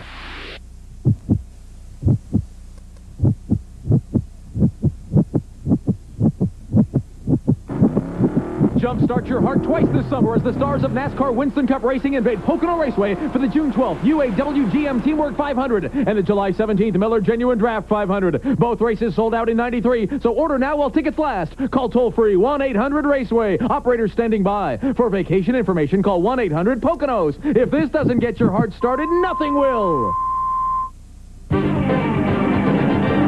Quick cleanup from this caution at the New England Chevy Dealers 250, sixth one of the day. And we'll go back and race next time by.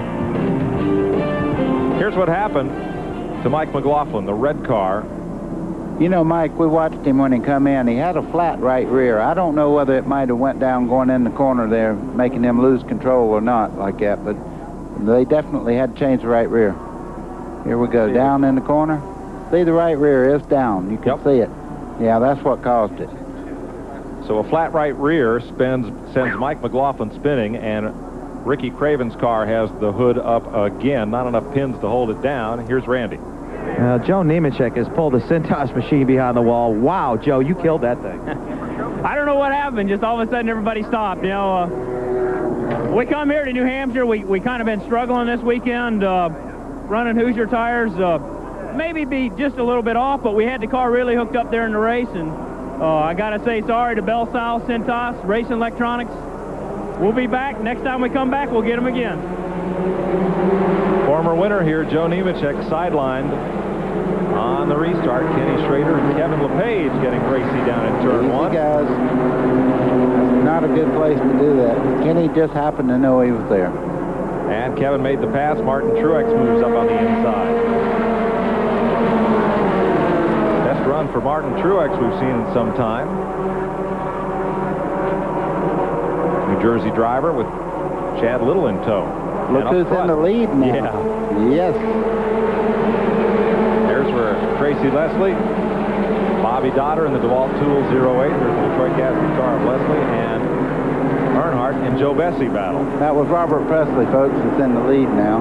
And he's got a pretty good lead over David Green. In third place is Chad Little. And Hermie Sadler just behind him. The leaders at the time of the caution, Larry Pearson and Terry Labonte, both made their first pit stop of the day and both took on 4 tires. Yeah, they'll be coming up through there. They'll look like Jack the Bear on fresh, cool tires on this racetrack. It's Randy LaJoie battling with the number 4 car of Jamie Obey over NASCAR North champ. And Tracy Leslie on the bottom, Bobby Dragon just in front of them.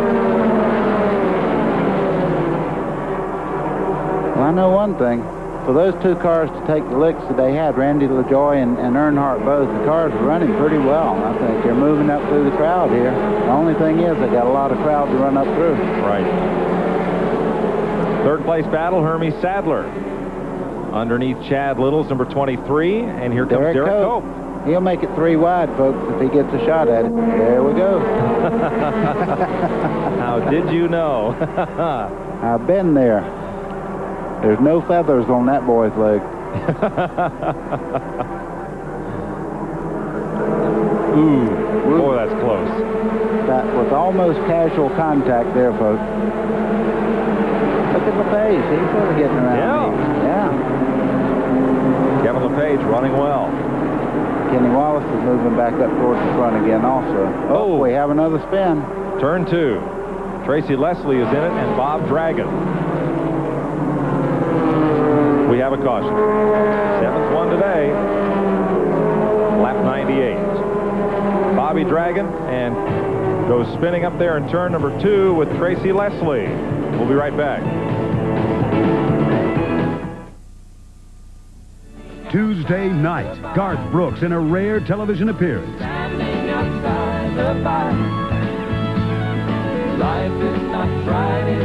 Music City tonight on TNN Tuesday.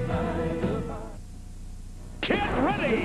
Speedway, the South's fastest short track. DeSoto Speedway, the South's fastest short track, has something for you every Saturday night. And it's awesome. Late model sportsman, open wheel modified, straight stock, modified minis, pure stock minis, and a limited schedule of pro figure 8. Always free parking and great food at DeSoto Speedway. Stock car racing at its finest every Saturday night at 7 p.m. sharp. Great affordable family fun. 8 miles east, I-75 on State Road 64. Be there. You're feeling good because you're at Applebee's Neighborhood Grill and Bar. And there's a rhythm here, a kind of hum, a kind of buzz. People working, people laughing, and some very cool food passing by. So you settle back and think, hey, the place is jumping, the people are fun, the food tastes great. Yeah, things are really cooking at Applebee's. Things are really cooking at America's favorite neighbor. Now open on Cortez Road in Bradenton.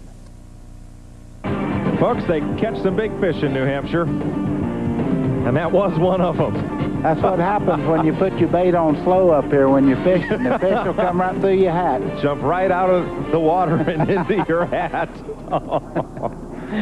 Well, Bobby Dragon is the second car there. Tracy Leslie slides down to the infield, and good thing there weren't more cars involved. Absolutely. That's a bad part of the racetrack to have cars spinning, but luckily everybody made it through.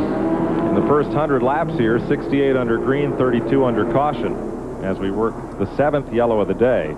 It's the first time that Robert Presley has led a Busch race since Richmond, the 3rd event of the season.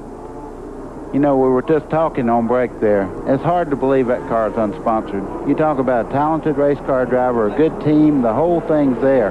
Come on, somebody, get on that quarter panel. You'll be glad. Preceding was a political announcement. And I sound like, no, I didn't sound like Mike Joy. But somebody asked me if I was from up here, and I said, I have met the first man with a 10 ear. Look at Earnhardt. He's looking for somewhere to go. 10 nose on that thing. Rodney Combs right with him, working his way back up through. And Jim Bound. That's Schrader in front of that pack. LaJoy. And here's David Green battling with Derek Cope and Hermie Sadler. You know, they asked Earnhardt a while ago on the radio how everything was going. He said the car was messed up aerodynamically, but it drove okay, so we just have to wait and see. I hope he don't have problems, but the nose of that car is really messed up pretty bad. Look at Derek Cope. Looks like you've been out behind. Red said, okay, boys, let's go. Yep. Red Farmer. How many years has he been in racing? The nose of Earnhardt's car looked like it had been out behind Charlotte Motor Speedway boxing with Humpy Wheeler. Woo-hoo. I've been there, too. That's about as unpleasant as that wreck that car had. Earnhardt's up to 11. Look at Presley stretch him out. Car's hooked. That's Derek Cope in second, David Green in third, Hermie Sadler in fourth. See Kenny Wallace there. He's getting into the picture all of a sudden, too. When you show the lead car, he's moved in the lead frame there. That car is really getting around here. Kevin LePage is not wasting any time either. By far the best run LePage has had. And Terry Labonte, after that pit stop, moving underneath Rodney Combs, trying to move back up into the thick of things. LePage just went by Hermie Sadler like he was stopped.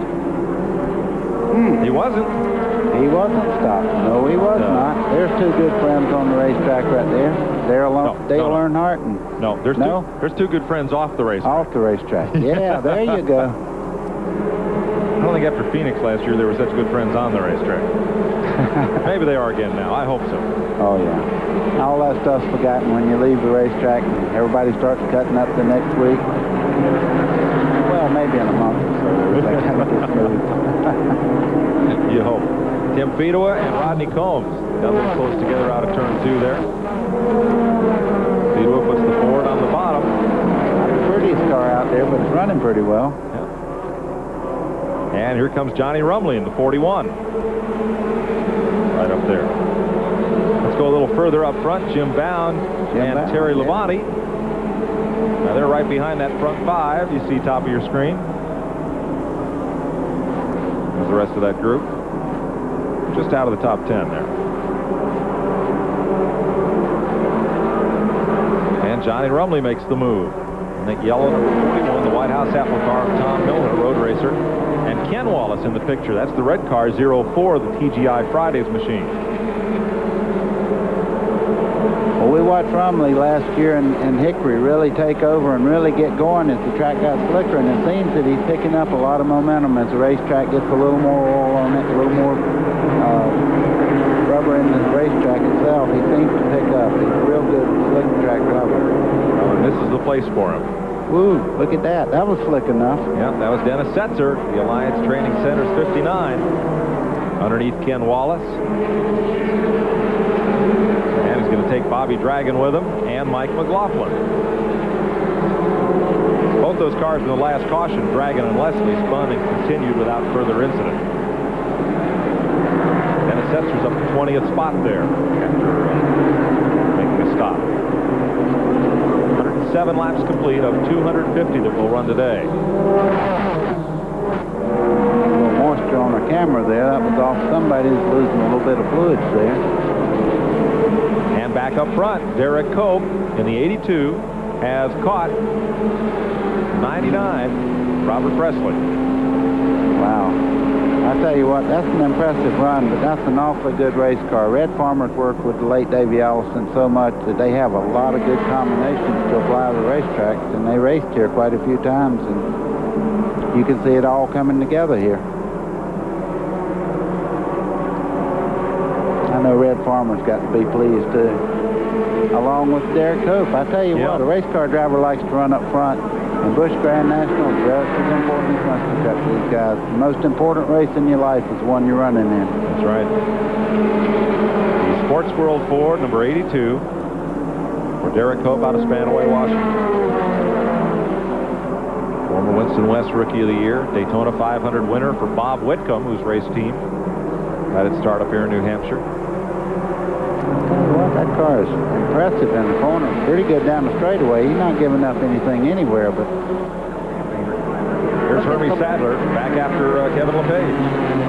Woo, easy. Yeah. I tell you what, I need a swivel chair up here. I'm getting a little antsy here. I just see him doing things, getting in these corners, making me a little nervous. Look at Derek Cope go, boys. He went to the front. He's leading this race now over Robert Presley. What do we think? And look at this. Yeah. And look at that. Good move for Cope. That big Z is for Ron Zook, car owner. David Green's not letting any time waste either. He's moved up into third place. He's just behind this little group we're showing right now. And Terry Labonte moves underneath Chad Little. And Martin Truex right there, and Earnhardt. Whoa, look at that. Tag Martin Truex.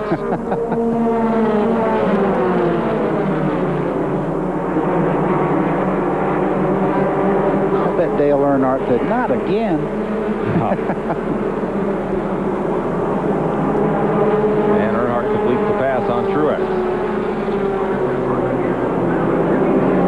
8 lead changes among 7 drivers, 7 caution flags thus far, as we're inching up on halfway. Still pretty much anybody's race. And Derek Cope becomes the 7th leader of this race today. 112 laps complete. We'll be right back.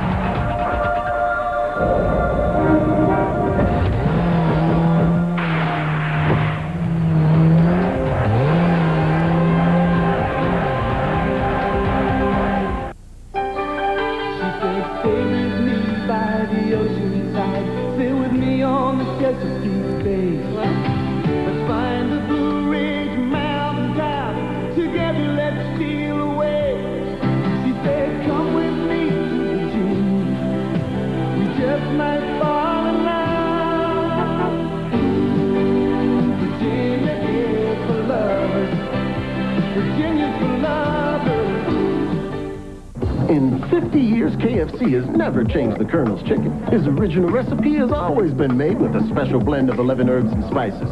And Extra Tasty Crispy has forever been crunchy on the outside and tasty on the inside. Something that good isn't so easy to improve on. But we found a way. So we're changing it.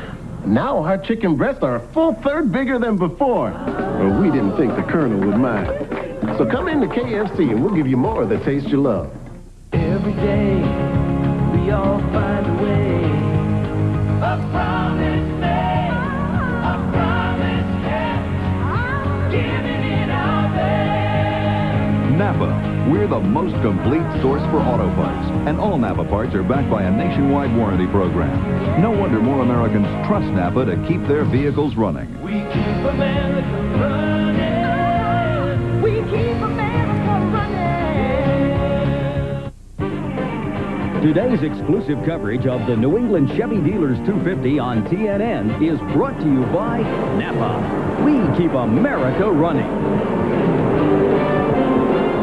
Nice crowd on hand here at Loudon, New Hampshire, as Derek Cope laps past Pat Davison out of Dover, Delaware. Driving for Ron Zook and the Red Farmer-led crew. And Randy Pemberton's in their pit. Red, we've all had heavy hearts for a long time with the loss of Davey Allison, but you know he's got to be looking down and smiling for you today. Well, this is one of Davey's old cars. This is his old team again. The car's working real good right now. We had a little bit of pushing earlier. Let's usually fit it a little bit quicker than most of them because I wanted to get the chassis dialed in. And we just changed 2 tires. We still got 4 stickers to put on for the last part of the race. So right now we're looking good. How did Derek Cope end up in this car? Well, we needed a driver for some of the track that Mike Laws hadn't had experience on, and Mike hurt his leg in the accident at Bristol, and we had to get a driver, so we talked to Derek about it, and Joe Forrest at Bristol had a top 10 finish, so we're happy with his work, so he's also going to drive for us at Charlotte next time. That's a good pairing. They're having a lot of luck with it today. When you get Red Farmer to say he was happy with his work, that's saying a lot. He's been with some great ones. Good battle here, buddy, for third place. Now, interesting pit strategy. You heard Red say that Derek Cope was in and Robert Presley were both in for 2 tires. Larry Pearson and Terry Labonte took on 4 tires and are moving up. Hermie Sadler moves up on David Green and takes 3rd place away. Wow, I thought David Green was the class of the field, and Hermie Sadler passed him like he was stopped down through there. And I tell you what, these cars are really picking it up and putting it down. Strategy or no strategy right now. Look at David Green. Left side of your screen, Robert Presley, Hermie Sadler, David Green, Kevin LePage, best run he's had here on his home court, if you will. And look on back to where Terry Labonte was coming up through. Here's Chad Little and Dale Earnhardt. That car of Earnhardt's works well in the draft. Well, when you get behind the car like that, they break the air, and the front end damage, you know, it does not matter once you're in the draft like that. Now, if he pulls out, he picks up all the air that's going around those cars. It'll be tough to keep up. As long as he can get a good, fast car to follow, he'll run just as well as he does. Maybe a little better if he keeps doing that.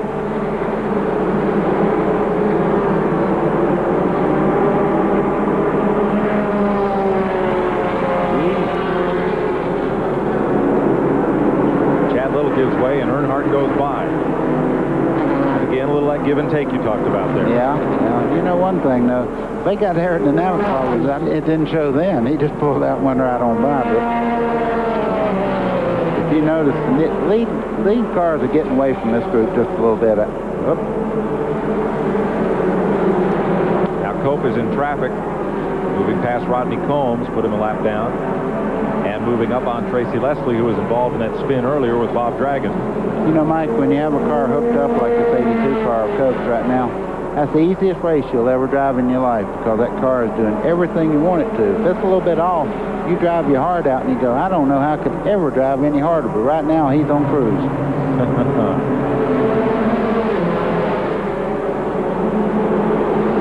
And Hermie Sadler gets underneath. Robert Presley takes 2nd spot away at halfway. We are halfway. 125 laps to go. Derek Cope trying to move past Tracy Leslie. Now you see Leslie racing very hard right there, but one thing he's trying to do, he's trying not to go a lap down. Whoa, a little more than friendly there. Trying hard. The Lookster kind of moved on that one, but I guarantee you, what you try to do, you try to stay in the same lap. He's giving him racing room. He's not making it that tough, but the 2 cars got together there. It wasn't intentional. When you're racing as hard as he is trying to stay in the lead lap, you make mistakes sometimes and get into it. Last time this car led a race, Davey Allison was in it. Never won a Busch race. Closest he came was Dover in '91, leading under caution at the end, ran out of gas on the final lap. I remember that like it was yesterday. Todd Bodine went to victory lane.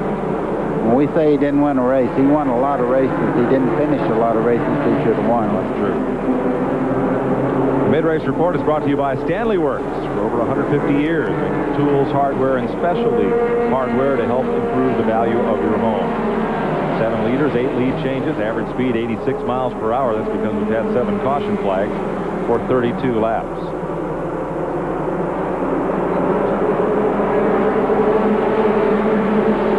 David Green, Kevin LePage, Randy LaJoie. Look at Randy LaJoie. He's moved right back into the fray here. I mean, he's picking them off left and right now, and that car's not exactly right off the showroom floor. It's got some damage to it, but it's flying down through here.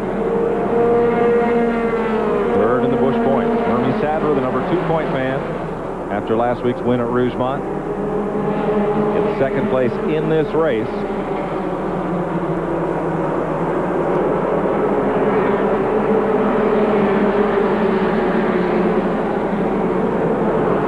Tracy Leslie behind him, a lapped car now. Rodney Combs made a pit stop after he went a lap down. And this is the man who's leading them all, Derek Cope, after 128 laps. If you're looking for a reliable place to service your car or truck, I've got great news for you. Now at Pep Boys, air conditioning system check for only $19.99. Come to Pep Boys and drive away happy. This is the perfect time to try my new Polaroid Captiva. Hey, Where's the picture? There's no picture? How can that be a Polaroid camera if there's no picture? The Polaroid Captiva. The pictures stay in till you take them out. Maybe if you shake it. Yeah, shake the camera. A safari rarely lasts longer than a few weeks, unless it's a safari maintained with genuine AC oil filters. Because over hill, dale, and wadi, no other filter can track down, trap, and capture more dirt. So, AC oil filters keep your engine in the hunt for a longer life. Call 1-800-AC-DELCO. It's like buying time. Save up to $11.60 on AC plugs and filters. And enter AC Delco's Brickyard 400 sweepstakes. One of the guys found one new burger that eats like two. Introducing the tasty new Mega Double Cheese from Burger King. One sandwich with two burgers for 1/3 pound of flame-broiled taste. It's 50% bigger than our double cheeseburger used to be. And at the everyday price of just $1.99, since the burger got bigger, the value did too. The new Mega Double Cheese, just $1.99 every day at Burger King. We may not be the world's #1 fast food place. It just tastes that way. Dale Earnhardt on pit road came to a very slow pace in turn number 3, but did not go to the garage. Instead, he brings it to pit road. Let's see what they do here then. There has to be something that's wrong with... The nose of that car was really messed up. It's probably run out of water here. I don't see them changing any tires. They are filling it with fuel. Okay, you can see the damage right there. They're trying to get the car where to run cool enough to race right now, I think. Just past halfway, Earnhardt involved in a spin at lap 66 down the front straightaway between Randy LaJoie and Kenny Wallace, both of whom are still in this race. See Derek Cope leading there, but you see in that frame there that Hermie Sadler is pulling right down on him. Look at Randy LaJoie going down through here right behind David Green, going by Tracy Leslie, and right behind him, Kenny Wallace and Terry Labonte. Evan LaPage. Look at this teddy bear go. And Terry Labonte has caught that pass.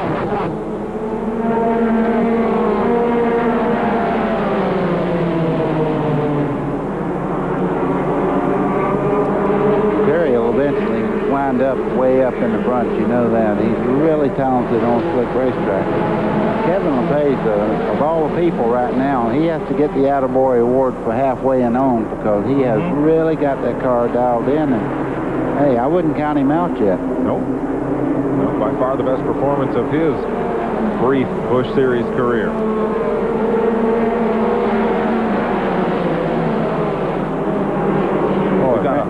Randy LaJoie couldn't drive it damn much harder than he did there. He must have gained 15 car lengths on green.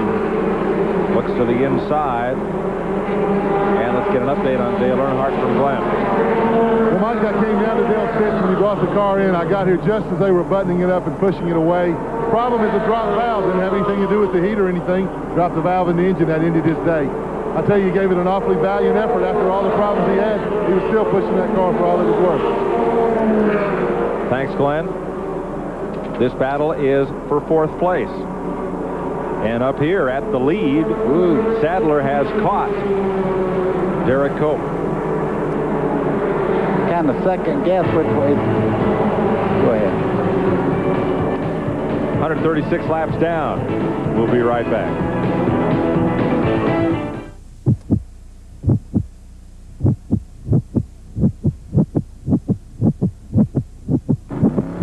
Jumpstart your heart twice this summer as the stars of NASCAR Winston Cup Racing invade Pocono Raceway for the June 12th UAW GM Teamwork 500 and the July 17th Miller Genuine Draft 500. Both races sold out in '93, so order now while tickets last. Call toll-free 1-800-RACEWAY. Operators standing by. For vacation information, call 1-800-POCONOS. If this doesn't get your heart started, nothing will.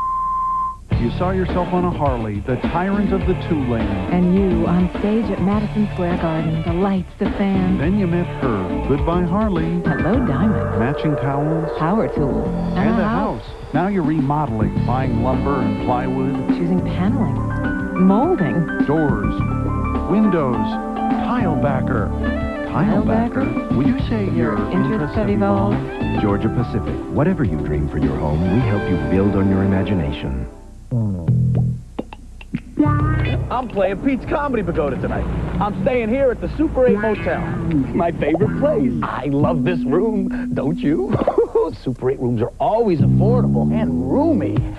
Steve, what a great TV. Just like mine, except this one works. 4 more hours to showtime. Okay, new joke. That's funny. No, it's not. Super 8.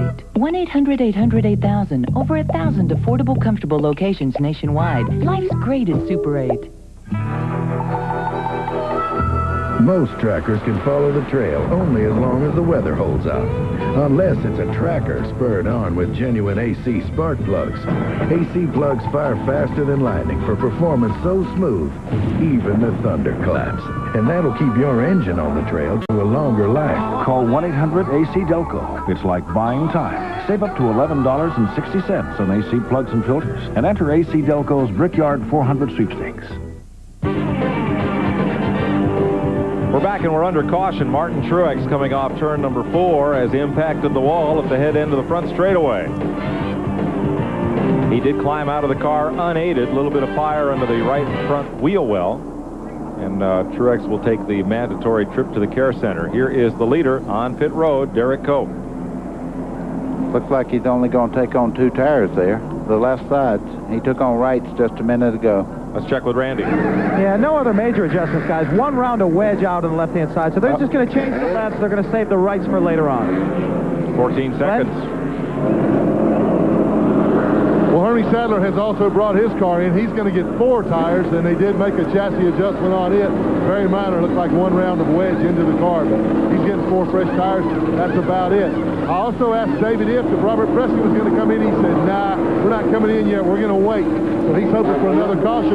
He's still got 4 tires left. If Sadler pulls down in the way, Presley may be the man to watch because, to my count right now, he's the guy with that will have the 4 freshest tires once he decides to come in and get them. But he's going to need a caution flag to do it. Yeah, I would agree, buddy. As good as that car is running, why bring it in? Exactly right. Lose all that track position. You see what happens back in the pack there, so you want to stay up and get it. And also have a trump card near the end of the race. Exactly. 4 fresh tires could be the difference in first and way back in the pack. Worked for Hermie Sadler last week. We are under caution at lap 139. Mike McLaughlin on pit road. Johnny Benson and Robert Presley is coming to the pits. We'll recap when we come back.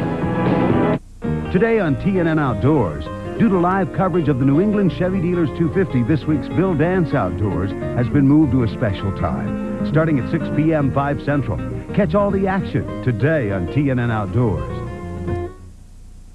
By now, everyone knows that Marine Surplus has just about any part or accessory for your boat, no matter how big or small. And everyone knows that Marine Surplus has over 21,000 square feet of boating supplies in stock.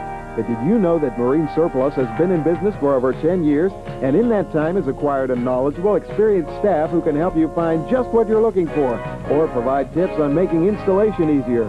So when you're looking for a part and maybe some helpful advice, think of the friendly people at Marine Surplus. Hi, everybody. I'm Bob Edwards, and I'd like to invite you to join me on Channel 19 here on Paragon Cable for Video Model Homes. On our program, we present the finest Bradenton developments and the finest Bradenton builders. So come join me. I'll save you lots of time house hunting throughout our area, show you some of the new developments and some of the old favorites. So come around, see me often, 7 o'clock every night on Channel 19 Video Model Homes on Paragon Cable. They have pulled Marty Truex's car to the garage area as we're under caution for the 8th time today. As we went to break, Robert Presley was coming to the pits. Glenn, what did they do on that car? Well, Mike, all they did was come in and they made a chassis adjustment. David If made a chassis adjustment, and they put gas in the car. They did not change tires. David is talking to Robert right now. I'm going to try to get a word with him if I can get up here without falling off. David, you chose only to put gas in the car. Why that move now? Well, we still got over 100 laps left. We're going to try to save our 4 tires for later on. If we can have fresher tires at the end, we got a good shot at it. Well, now, you had to use a provisional to get in the show. I saw you had your duffel bag packed, but now he's running so well, it looks like you've unpacked again. Well, don't get me that close to a real job. David If, the one and only. Well, tell him if it feels like a real job, there's always room for him in television. Duffel bag Dave. Shirt-tail relation to Suitcase Jake Elder. Yes, sir. They've been around a while, both of them. And have worked for everybody. Right. One lap to go. David Green will be on the point when we get the restart. Randy LaJoie will be second. Kevin LePage will be third. And Terry Labonte, who may just have the fastest car on the racetrack right now, will be fourth. For the 31-year-old Shelburne, Vermont driver LePage, this has got to be the day of his career. Oh, yeah. This is a lot of bench racing when this thing's over. Sit down and talk about how good you ran here. Rodney Combs up on the outside, trying to get his lap back. When we go back to green, there's Johnny Benson.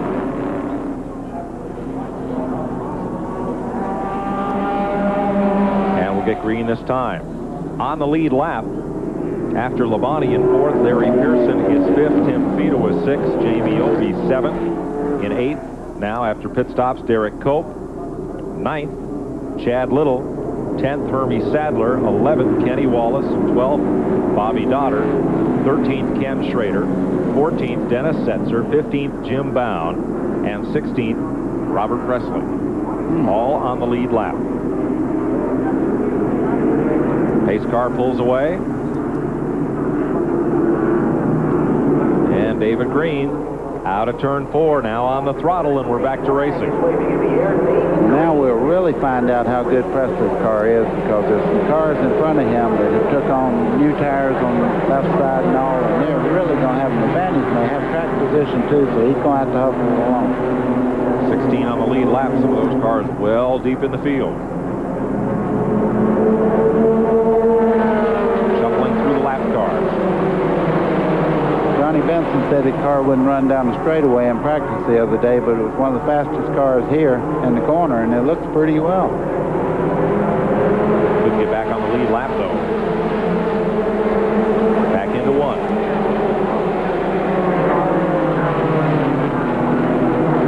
You know, David Green runs like a man that wants to win a championship. Whenever there's problems, he always thinks right there with an opportunity to move into the lead if anything goes wrong. The only thing he has got, he's got Randy LaJoie right behind him. He's going to have to move pretty quick here. That's true. Now, Rodney Combs moved ahead of the leader, so he's on the tail end of the lead lap. 82, Derek Cope, trying to move up in the middle of that group. I'd say Rodney Combs is on the tail end of being one lap down, so he's almost 2 laps back. And there's Cope in 82. Just behind Rumley there. Chad Little just behind him. And both those cars are on the lead lap. Sadler closing in, and Kenny Wallace. Right down on the bottom, moving past Joe Bessie. At the lead. Randy LaJoie is lucky to be in the race, much less than third place, so he's closed a considerable amount of ground on the lead cars. He may be one of the fastest cars out there. You see him trying to get under green there, coming up off the corner, and you saying that, well, that's a good race car, that 44, but look at the acceleration of that 20 car down the back straightaway. And here comes LePage. No, couldn't quite put the teddy bear's nose in. Teddy bear's smart there. As long as they don't touch coming out of that corner, he's pretty smart. Second place race there. LaJoie is the leader.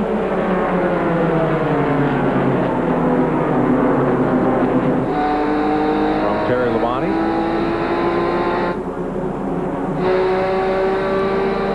Kevin LePage come up there. Now that's the give and take right there. That's a smart race driver that's trying to win the national championship. Only trouble is the man that owns all this stuff right behind me here, Terry Labonte. Oh, Bobby Labonte owns that car. Excuse me, folks. Same family, different people.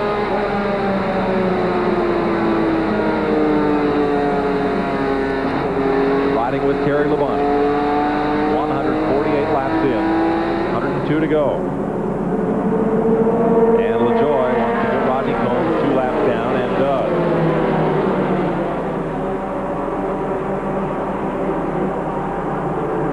Boy, Dick Bound and his team have done a great job with that 71 car today. See Rodney Combs there. He realizes that's the lead car, and he says, my goodness, I wouldn't give up that easy, me trying to get down lap back here.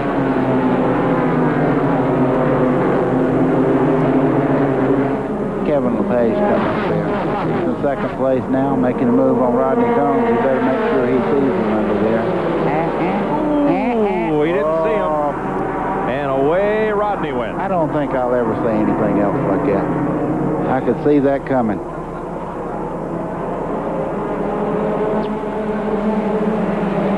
And that was neither guy's problem there. Rodney Combs tried to get in the corner good. He pulled down just a little bit, and Kevin LePage was there. He couldn't lock his brakes up, or he'd have went in the wall backwards. So it's just one of those unavoidable things. But I imagine that they both feel the other one caused it. Well, LePage got about 3/4 of the way under there. And then got into the left rear corner. Here we go down in the corner. Kevin LePage has already made his move there. Nope. He did not turn into him. And what happened there is they made contact, and that little swivel there of the car on the inside, he'd already hit. Nasty. Ugly. Different angle on it. Randy Joy's looking in the mirror saying, man, I'm glad that wasn't me. Look at David Green go under there. Yeah, he didn't lose his momentum. Well, you never know when a car's on a flat track like this. He may just come straight back across the racetrack on you. That could be the day. I think that was pretty well gone there. That's a shame, too. That's a really nice race car. Here's Randy. Red Farmer talking to Derek Koch right now on the radio. They decided to come in right now, go ahead and take their last set of tires under cautions. They're going to go ahead and put the right sides on, and with less than 100 laps to go now, they might as well put all their skins on and see what they got. They ran over the air hose. That could be a problem. They're going to have to back it up. That could also be a penalty. We'll have to wait and see. Well, we've averaged 3 caution flags every 50 laps here. So I wouldn't want to think this would be the last one. I would want to think that. But you can say one thing about this racetrack here in Loudon. It is not boring. No. From Terry Labonte's car, looking at the leaders up front. Boom. Larry Pearson going by on the outside there. You just have a second to make a decision. Everybody made a good one. Well, I guess what you'd expect is when the wreck happens going into the corner, the tendency will be for those cars to go up. And Labonte went down. Exactly. Randy LaJoy, the leader's coming in pit road right now. And Randy's there. You know, to make it in any sport, whether it's the NBA, the NFL, Major League Baseball, you have to start young, have a lot of dedication, and have a willing attitude, never say die attitude. And Randy LaJoy has that. Randy LaJoy has a dream of going to Victory Lane. Victory Lane in one of the toughest racing series in the world. He currently stands third in the Busch Series point standings, but is yet to capture his first ever checkered flag. Randy's racing roots run deep. From the beginning as a young man, he's had to cultivate his career, a career that he hopes will capture him a championship crown, maybe even in 1994. Well, you know, I grew up watching my dad and a bunch of great race car drivers at the Danbury Fair Race Arena, and I drove there for 2 years. They closed it down and turned it into a shopping mall. From there, I went to Stafford Springs in New London, run well there, and run one more year in a coupe in the modifieds, and also went to the Busch North. Run the Busch North throughout New England and Canada, and had a good time, won the championship. And if you want to be a race car driver, you almost have to do it down south. But Randy knew that his attempt to tackle the big time would take time. The early going included few successes, yet many reminders of how hard getting to the top could be.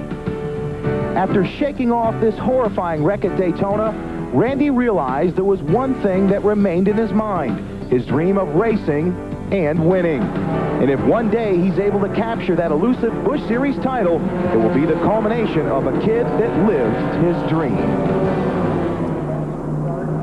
Randy LaJoy coming in here third in the point standings for Dick Moroso. And David Green makes a pit stop, and that will hand the lead to Kevin LePage.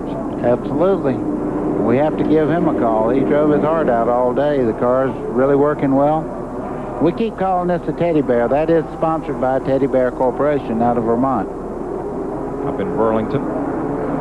They have teddy bears dressed in all kinds of outfits, including they have a Racer Ted that they'll ship to you for Mother's Day. Yeah, that's it. Yes. We're back to green. After a brief caution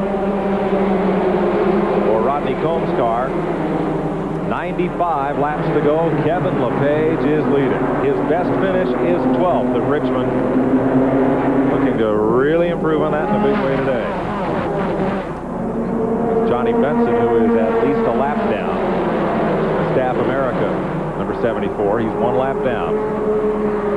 You see Pearson right there. He's ever present right up in that front group. The car does not seem to run very well at long periods of time, but he must have an extremely fast pit crew because he always ends up right near the front after pit stop. See Hermie Sadler moving in now. That's a serious threat there. Hermie Sadler's car is probably the fastest car out there.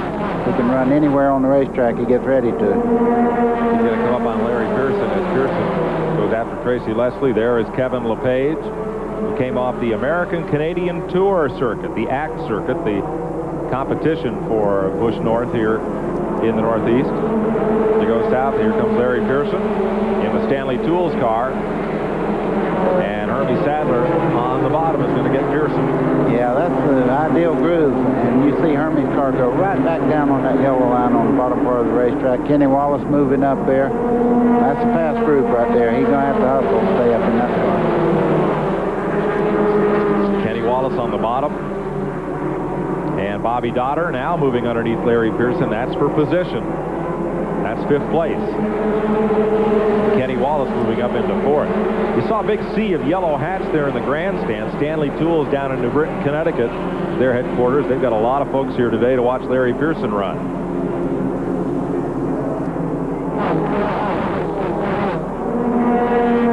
See Johnny Benson Jr. there on the bottom side. He tried to get a lap back here, but just couldn't quite squeeze her out. Kenny Wallace moving up behind him there. Bobby Dotter right behind him. Pearson's dropping off just a little bit. I think that car might be just a little bit too tight from the center out. And give a call to Johnny Rumley, who's moved up with that lead pack. 16 cars remain on the lead lap. Make that 17 cars here at New Hampshire with Kevin LePage out in front. We have just one word for the new Whopper Jr. at Burger King. Bigger. You already know it's flame broiled and fixed your way. But the one thing you didn't know is that the Whopper Jr. now has 50% more beef. And because we figured one great improvement deserved another, the new Whopper Jr. is just 99 cents every day. The new 99-cent Whopper Jr. at Burger King. We may not be the world's #1 fast food place. Welcome to Burger King. It just tastes that way.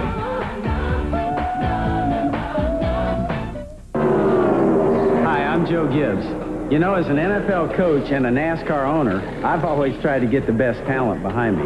So when I got Nutmeg Mills together with Dale Earnhardt, Rusty Wallace, Bill Elliott, Mark Martin, Kyle Petty, Jeff Gordon, and Dale Jarrett, I knew we'd have a winner. It's Nutmeg's official NASCAR collection for race fans who want to stand out from the crowd. Now, if I could just get some of these drivers behind me during the race. Official NASCAR apparel by Nutmeg Mills. Available at fine stores everywhere.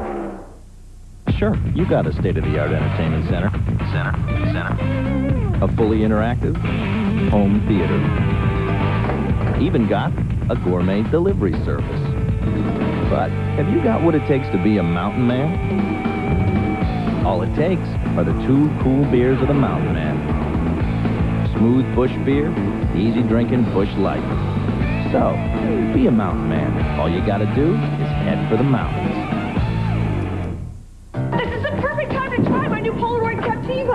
Hey, where's the picture? There's no picture? How can it be a Polaroid camera if there's no picture? The Polaroid Captiva. The pictures stay in till you take them out. Maybe if you shake it. Yeah, shake the camera. One of these hammers is jacketed in high-impact polycarbonate. The other one is broken. The fiberglass jacketed hammer from Stanley. Highway transportation for TNN provided by Cedar Ridge RV Center, Branchville, New Jersey, featuring Winnebago Motorhomes. Call 1-800-988-4884 and find out why Cedar Ridge is the choice of champions. Under caution is Tracy Leslie being lapped by Hermie Sadler. Got up and into the fence at turn number 4. It looked like Hermie might have gotten the back of Tracy there. Yeah, just on the, you see the left rear on the car, it's got a little black spot. It don't take much here. Once they touch, you didn't really get to see it there. We were just a little bit off there, but he got into that left rear, and once you touch somebody getting into that corner, it's pretty well done. Hermie Sadler assumes the lead as Kevin Page has gone pit side for tires. And a little bit of fender bent in on the right front of Hermie's car. We'll be right back to Loudon for the restart. Green, green, it's green, they say, on the far side of the hill. Green, green, I'm going away to where the grass is. Dandelions are ruining this lawn. Too bad they didn't use Scott's Turf Builder Plus 2. Every patented particle gives you dandelion control, plus Scott's exclusive greening technology, so it helps keep every square inch green and weed-free. There is a difference in fertilizers, the Scott's difference. Your vote counts in the TNN Music City News Country Awards. And here are the nominations for Video of the Year. So get to your phone now and call the number that corresponds with your choice. Chattahoochee, Alan Jackson, 1-900-454-4701. Does He Love You, Reba McEntire and Linda Davis, 1-900-454-4702. I Don't Call Him Daddy, Doug Supernaw, 1-900-454-4703. One More Last Chance, Vince Gill, 1-900-454-4704. Still got a couple of good years left. Ricky Van Shelton, 1-900-454-4705. Each call costs $1.25. Watch the TNN Music City News Country Awards live Monday, June 6th at 8 Eastern to see who wins. So choose your favorite Video of the Year. Then vote. Be a part of this year's awards. Call now.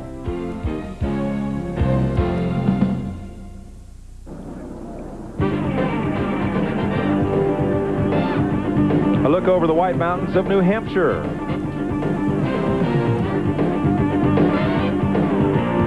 And out here in the southern part of the state of Loudon, just a little southwest of Lake Winnipesaukee and Squam Lake, where they filmed on Golden Pond, sits this speedway and this event.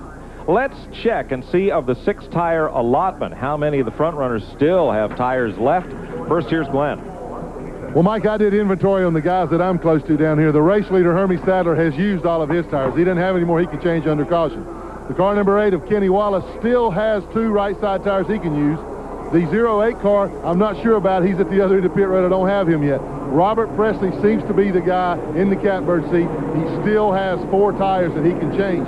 Also, Larry Pearson came in during that caution period and put on the last 2 right sides that he has.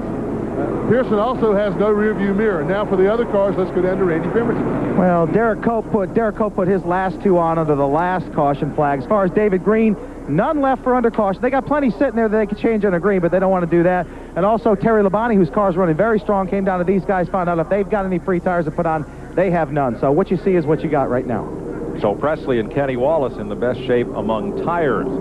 Tim and Marion Hudson usually score these NASCAR Busch races. They have for years, haven't missed a race in 6 years. They're not here today. They're at Eastern Carolina State University, where their son Charles, who is also a NASCAR scorer, one of the official scorers, is graduating. Congratulations. Yes, always a good thing. You was talking about Robert Presley a while ago. I said he's at the back of the field, give up all his track position and all that. You can throw that out the window, folks. He's already up to 4th place. That car is strong, even on old tires. Hermie Sadler brings him down for the restart. The leader at the time of the caution, Kevin LePage, pitted for tires, so he is back at about 15th position. And Bobby Dotter goes to the front. In that pack, Robert Presley right with him, and Johnny Rumley. Sadler still up front, Wallace in second, Dotter in third. Lapped car of Randy Porter separating them. Still 16 cars on the lead lap. That is impressive on Presley. I mean, everybody else is on fresh rubber out there, and you expect them to run quite well. Kenny Wallace is running a great race, but and Hermie Sadler, of course, he's getting it done, folks. But right behind them is a guy on the oldest tires that anybody's got on the racetrack, and he's keeping up with the lead cars. When he puts 4 fresh tires, what's going to happen? Here comes Terry Labonte, buddy, underneath Jim Bound. You're right. If they get a well-matched up set of tires underneath Robert Presley. Cha-ching. Yeah. That's it. Tim Fedua, he's on the lead lap as well. So is Jim Bound. There's Labonte moving up on Chad Little in 23, who's also on the lead lap, and Johnny Rumlick. In fact, the only lapped car in this whole group, Randy Porter and Johnny Benson. Kenny Wallace's car is just as fast as Hermie Sadler's right at this point in the race. Minus about 3 car lengths. I should have said that. 83 laps to go.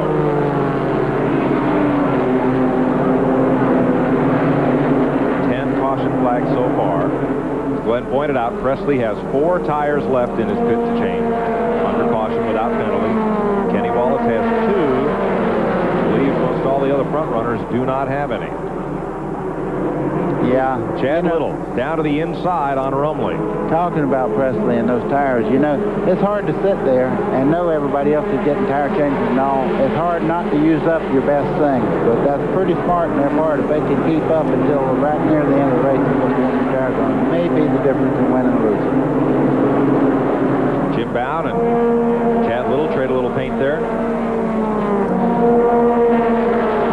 Beetle moving up under Little. And Mark Rippon.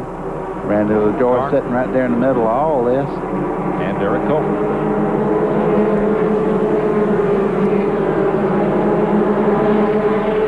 They made a change on Mike McLaughlin's car that car did not like as it's drifting back a bit. Now there's Larry Pearson, who came and pitted. So did Kevin LePage for tires, and Kenny Schrader picking their way up through. You know, you see Kenny Schrader out there. He really does not have to stay out there with a beat-up car like that and keep on going. But he's a guy that never gives up. And when he comes to race for a guy, he don't pull the car behind the wall. He races until it's over, and the promoters know that. Yep.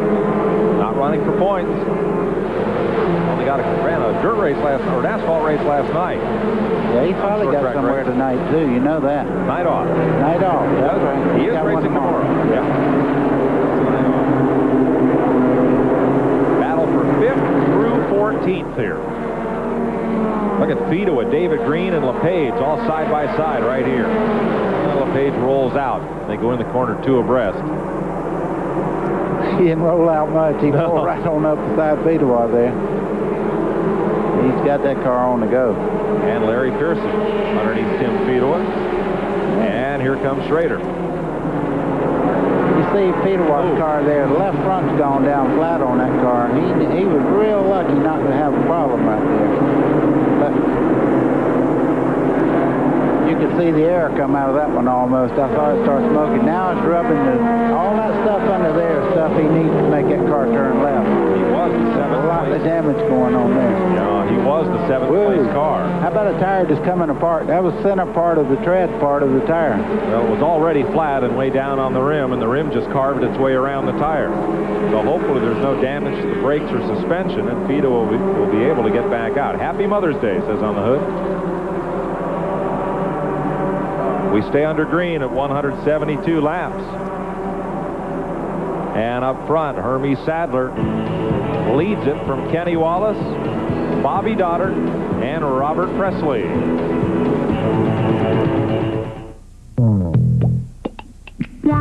I'm playing Pete's Comedy Pagoda tonight. I'm staying here at the Super 8 Motel. My favorite place. I love this room, don't you? Super 8 rooms are always affordable and roomy. And Steve, what a great TV. Just like mine, except this one works. 4 more hours to showtime. Okay, new joke. That's funny. No, it's not. Super 8. 1-800-800-8000. Over 1,000 affordable, comfortable locations nationwide. Life's great at Super 8. For years now, Mr. Krylon Spray Paint's been showing you how to get a professional finish, while I've been taking to the cleaners. Well, no more. Krylon's easy. Go play with your tarantula. I'll spray it here, the other leading brand there. Krylon's smooth, no runs, no drips, no airs, and dries to the touch in 12 minutes. The other brand's tacky. Hey, Bob. Have a seat. Hey, great, thanks, sir. How you doing? Good. I gotta go spray paint. Don't get any paint on you. And look, Krylon is changing the face of your automotive needs with Duplicolor. Come on down. Bring it to the left. the shape of new Frito scoops. The scoops up dips. And holds down drips. You'll dig the taste. I know what I like Fritos. New Scoops corn chips. Let her go! This is the perfect time to try my new Polaroid Captiva. Hey, where's the picture? There's no picture? How can it be a Polaroid camera if there's no picture? The Polaroid Captiva. The pictures stay in till you take them out. Maybe if you shake it. Yeah, shake the camera.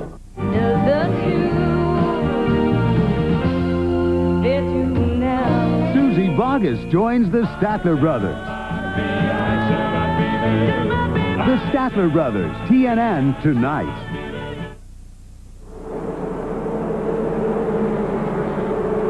.73 laps to go. Hermie Sadler is the leader. Jim Bound in the Lysol Chevy in the pits with the hood up. He was the 10th place car. That'll drop us to 15.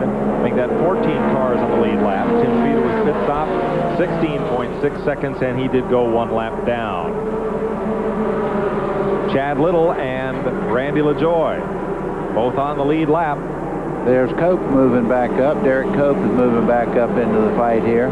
He made that pit stop a while ago, and he really come out in bad track position. He's having to really drive that car hard to try to get back up near the front. This battle is at 6th place. Look at Bobby Dotter there, or rather Larry Pearson. Johnny Rumley in 41, the White House Apple Juice car, and Chad Little, the Bayer Select number 23. Randy LaJoy's not really gaining that much on Chad Little right now. Chad has a good race car. It's always been fast. If he just has a little bit of luck, he'll have a good finish today. That car must like mile racetracks. They had a great run at Dover last year. Finished second. Well, Chad Little's he's overlooked a little bit on what he really can do. He's a very talented race car driver. Won a lot of races out on the West Coast, and he'll make his mark in racing. You can believe that. He's a nice young guy. Look at that battle. It's he and Randy LaJoy and Derek Cope. Continue to work. And here's David Green and Kevin LePage trying to move back up on the leaders. They have made pit stops, but they are about a full straightaway, just a full straightaway behind Hermie Sadler. Robert Presley's beginning to pay the price for not getting those tires right now. He's dropping back, and Terry Labonte took on fresh tires a few moments ago. He's already up to 3rd place and moving right up towards the front cars right now. I always told you a while ago, you wonder all day where Terry Labonte's at, and near the end of the race you go, how did he get in front of me?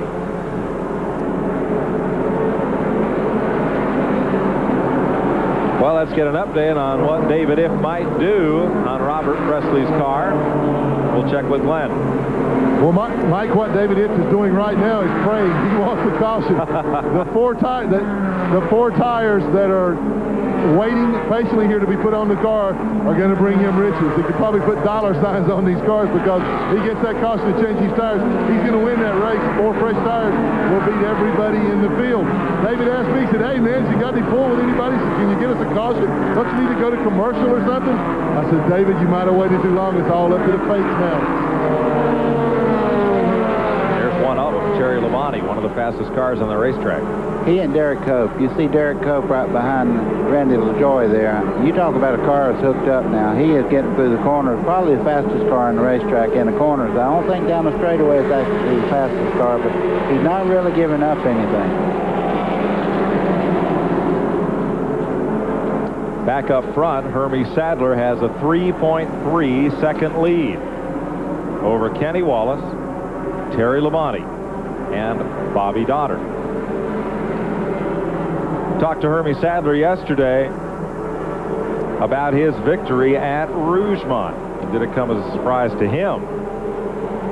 We put ourselves in position to win the race, and my crew did what they had to do to get me back out there, stayed on the lead lap, and took advantage of some situations that really helped us. And you got to do that if you're going to win races, stuff as this series is. I mean, there's a lot of guys have been here, excellent race car drivers that never won a Busch race or won only one or two. So I feel privileged to be able to have done it. But we got a good race team. I think we'll win some more. Tuesday night, Garth Brooks in a rare television appearance. Standing outside the bar. Life is not bright, is it? Music City tonight on TNN Tuesday. Starting Saturday, May 7th, there's a new and easy way to locate the used car, truck, or van you're looking for. It's called Auto Find Hotline.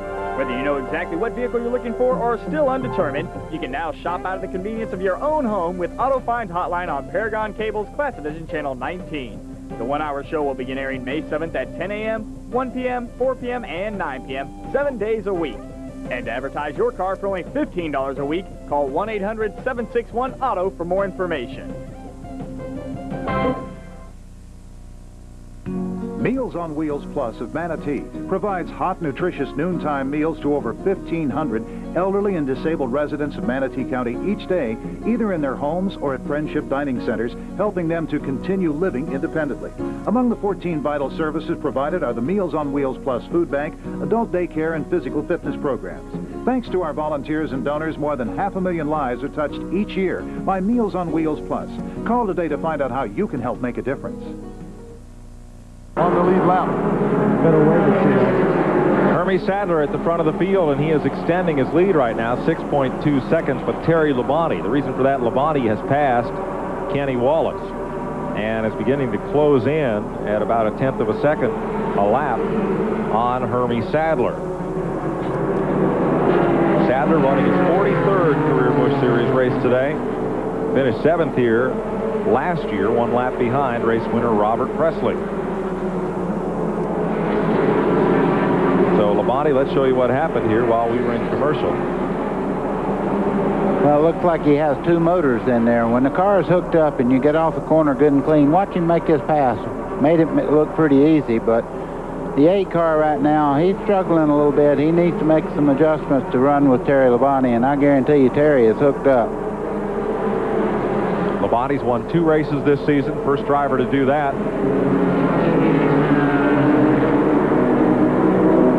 Johnny Rumley off the pace in the back straightaway. He's going to fall. There you saw him just briefly in the yellow car. He's going to fall off the lead lap. Army. Woo, nice move. Yep, gets under Ken Wallace and puts Ken 2 laps down. That's what we taught him in the Buck Baker Driving School. He is a graduate. I like to see one of our students go up there and take the lead like this. Ah, how'd you like that, Dad?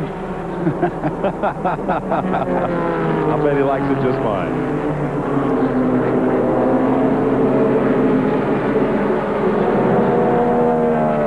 Sadler had a bad wreck at Martinsville while leading and won at Hickory while running 4th and at Bristol while running 3rd. But despite all that, he's just 27 points back of leader Kenny Wallace in the Busch standings. Now here's Derek Cope and Randy LaJoy, the 3rd place point man. Now 13 cars on the lead lap, and every one of these cars that drops back a lap benefits Robert Presley if he catches that caution. Yeah, if. That's the biggest word in racing. That's like, you know, I think I can, maybe, if we get the right... That if word is a big... That's not a pun to David Epps either. I didn't say that. But all those ifs after the race turn into couldas, wouldas, and shouldas. You got it, man. Derek Cope right with this group. Bobby Dodder's running super good. I mean, he's not giving up any ground to these 2 guys. And you talk, that's probably 2 of the hardest driving guys out there right now. And he's not losing a bit of ground to them. Now, Bobby Dodder made an appearance for DeWalt Tools out at the Long Beach Grand Prix at the IndyCar race. And he said about 80% of the people out there follow the Busch Series, wondered when there'd be a race in Southern California. So a lot of nationwide attention. We're ready. I got my suntan oil. We're ready when you are. Let's go. Build this one. Said he signed more autographs in Long Beach than any other appearance he'd ever made. Well, I tell you, I get a lot of mail from California and all out through there. There's a lot of fans for TNN.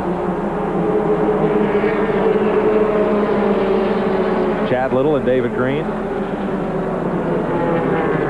And there's Kevin LePage and Robert Presley. LePage is on fresh tires. Look at the difference.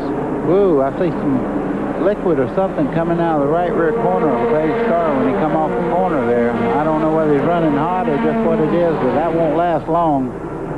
Trouble in 2. Mike McLaughlin spins and gets it going again.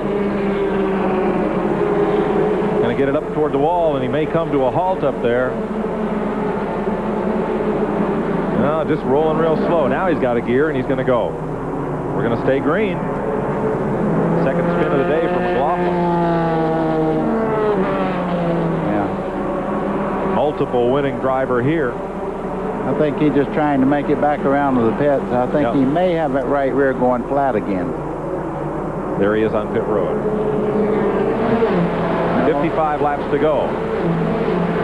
And indeed, the right front was down on McLaughlin's car. Derek Cope closes right in on the rear deck lid of Randy LaJoy. And Bobby Dodders spaced them just a little bit. If anything, Dodders making a little move on him. He pulled away some 3 or 4 car lengths from when we showed him last frame there. Moves past Joe Bessie. I'd like to see Joe Bessie get back on the circuit. I think he has a lot of talent. He's tremendous. He really do a good job with the car. We need him back on there, folks. Well, he needs a sponsor also. That's true. Very talented race driver. The state of Maine. Well, look at this. We made a change here. Randy LaJoy didn't get through the traffic quite clean enough, and you see that Derek Cope didn't wait very long to take that spot from him. 5th place. They move up on Ken Wallace. The other Ken Wallace. That's Ken, and the other one's Kenny in the 8 car. No relation. Jim Bound back on the track, lost 24 laps on pit road, 11 and a half minutes, making repairs to the Lysol Chevy. Randy don't like to give up a spot. You talk about somebody who's trying everything they can. He almost got up under Derek Cope in the middle of the corner there. If any way he can, he'll race you half to death. I don't know a more determined race car driver out there than Randy LaJoy. Or Mike LaJoy if I get all excited.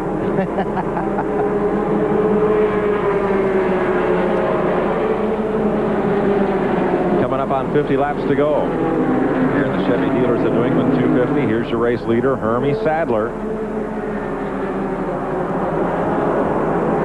Looking for his 3rd win today.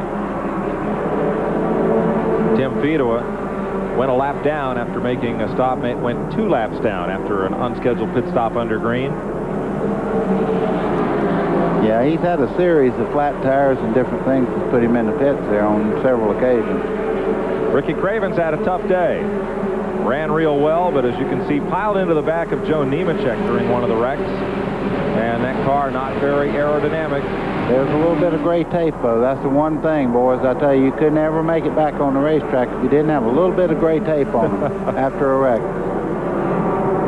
And Terry Labonte, who is the 2nd place car and trails by 8 seconds behind Hermie Sadler. Looking for his 3rd win of the season. Moving up on Ricky Craven. Well, that's 2 good ones, but Hermie Sadler, at one time it looked like Terry Labonte was gaining back on him, but Hermie Sadler, like you say, he's just moving right along now. The Talarico car of Bobby Dragon, former NASCAR North champion, usually runs 71. Carries 70 today, and here comes your 3rd place car, Kenny Wallace, the TIC Financial Ford.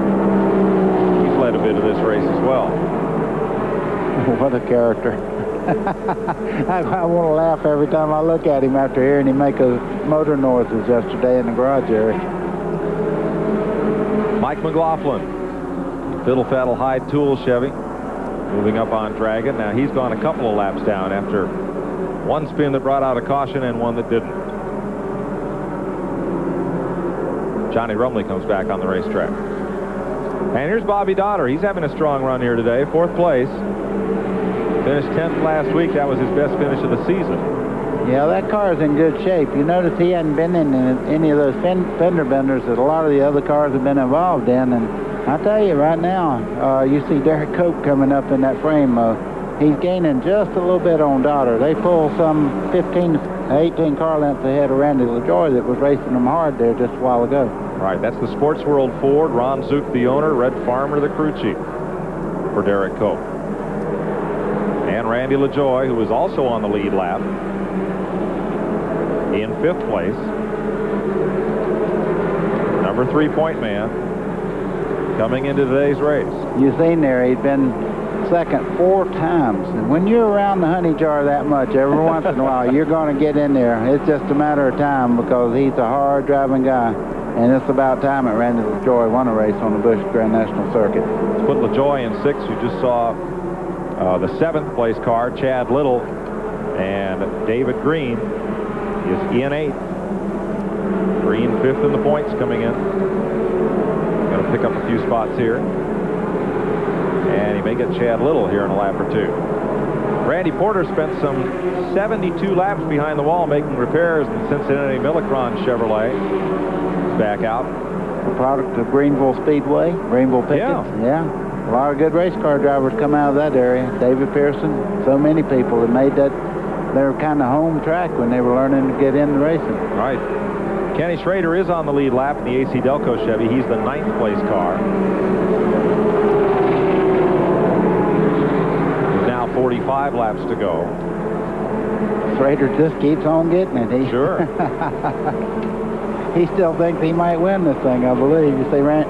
And Kevin LePage, after getting that set of tires in the Vermont Teddy Bear Chevy of Dick Bound, has now moved up to 10th. He took the restart back in 16th. 11th is Robert Presley in number 99, and right with him in 12th place is Larry Pearson. You don't think he's thinking caution flag, do you? Just don't let it be me? Yeah, exactly. The Stanley Tools Chevy, Mac Martin car for Larry Pearson. He is running 12th, and he's on the lead lap. Now, Larry has fresher tires even than the 99 car does right now. And you see Presley, I mean, he's not even fighting back right now. The car's gone away on him. He needs the caution flag to get back in the show. Now, behind them will be Dennis Setzer, who is also on the lead lap in car number 59, the last car on the lead lap. There's the Alliance Tractor Trailer Training Center Chevrolet. And that's another guy that's waiting in line for that first win. And he's a very talented race car driver. He's been short track driver of the year for the whole nation. And he's pretty tough, I'll guarantee you. And there's the number 7 car for Dale Shaw of Center Conway, New Hampshire. Took over that ride from Curtis Markham. And he is several laps down. Every time I see a car with 7 on it, I think Harry Gant's in the race for some reason. Especially with Skoll on it. Right. Hermie Sadler, the leader, with 42 laps to go here at the New Hampshire International Speedway as we take you back through the field as he laps past Johnny Rumley. We'll be right back to Loudon, New Hampshire.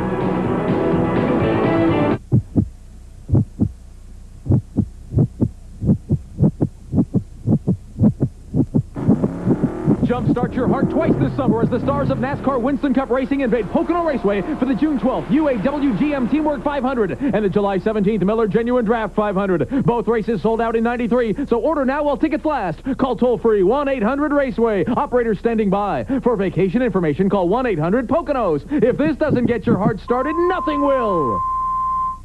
When it comes to roping a steer, folks in Grand Junction, Colorado will tell you that Ron Markin can ride with the best of them. When it comes to overhauling an engine or rebuilding a carburetor, well, he can do it all. You see, when Ron's not riding a horse for fun, he's turning a wrench for a living. So he buys a lot of parts, mostly from AutoZone. Sure, there are other parts stores in town, but Ron knows that when you want the right part for the right price, there's just no place better than AutoZone. You just spray it on? You just spray it on. Introducing new Quicksilver Wheel Cleaner from Armor All. Just spray it on. Wait 1 minute.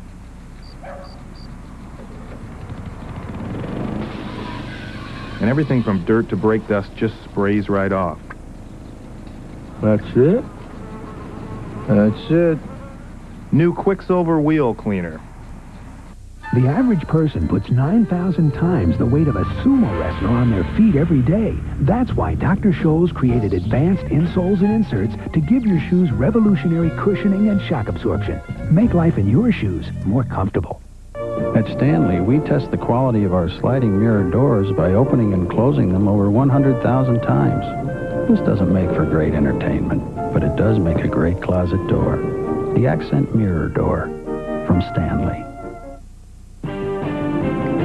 Well, Robert Presley was hoping for a caution. The caution came out as crew chief David Iff started jumping up and down. Yes, and then he found out it was Robert. Yes, indeed. Head on into the wall down there. I think that's Robert in the green skull suit. I'm pretty sure it is. He did climb out of the car. Oh, yeah, he's under his own power. He's saying, what? I got to do what? They make them go and get checked over when they hit the wall like that. He'll get an ambulance even though he don't want to. We don't have a replay. David Green was way high up on the racetrack in turn 2, pulling away from the scene, but I don't know if there was any contact. As I say, we don't have it on the replay. Glenn?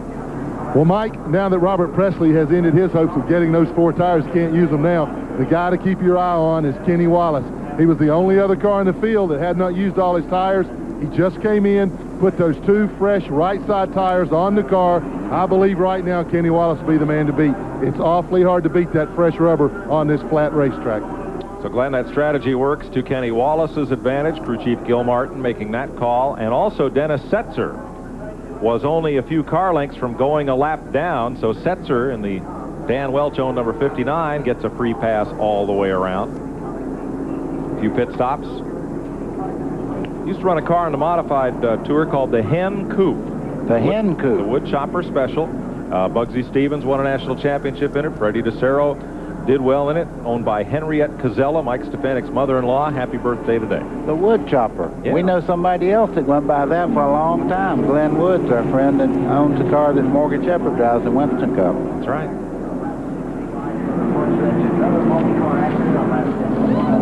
And Jason Keller there back in the race.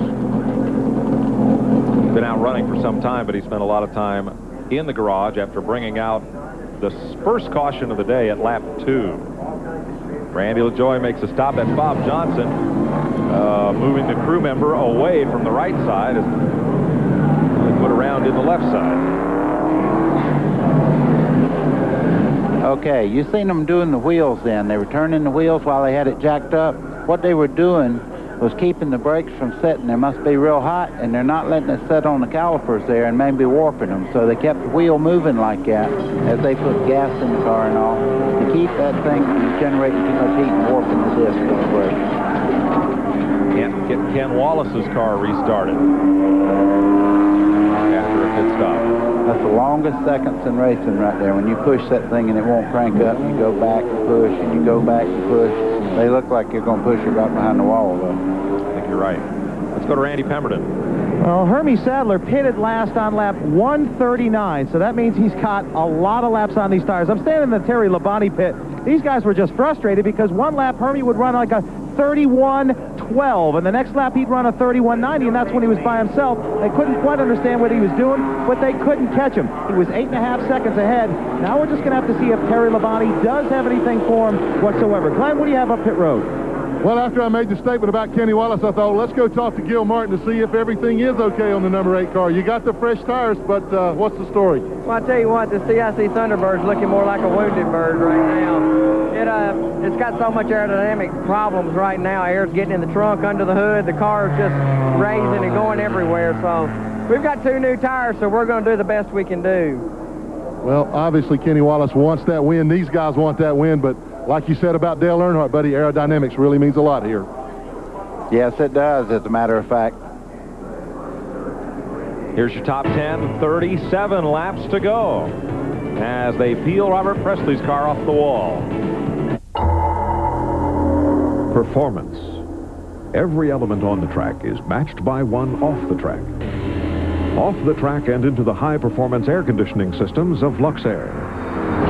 Speed is matched by high efficiency, protection by strong warranty, handling by quiet operation, and power by cool Luxair comfort. Winners in performance, number 1 in comfort, Luxair. A reason for loving every season.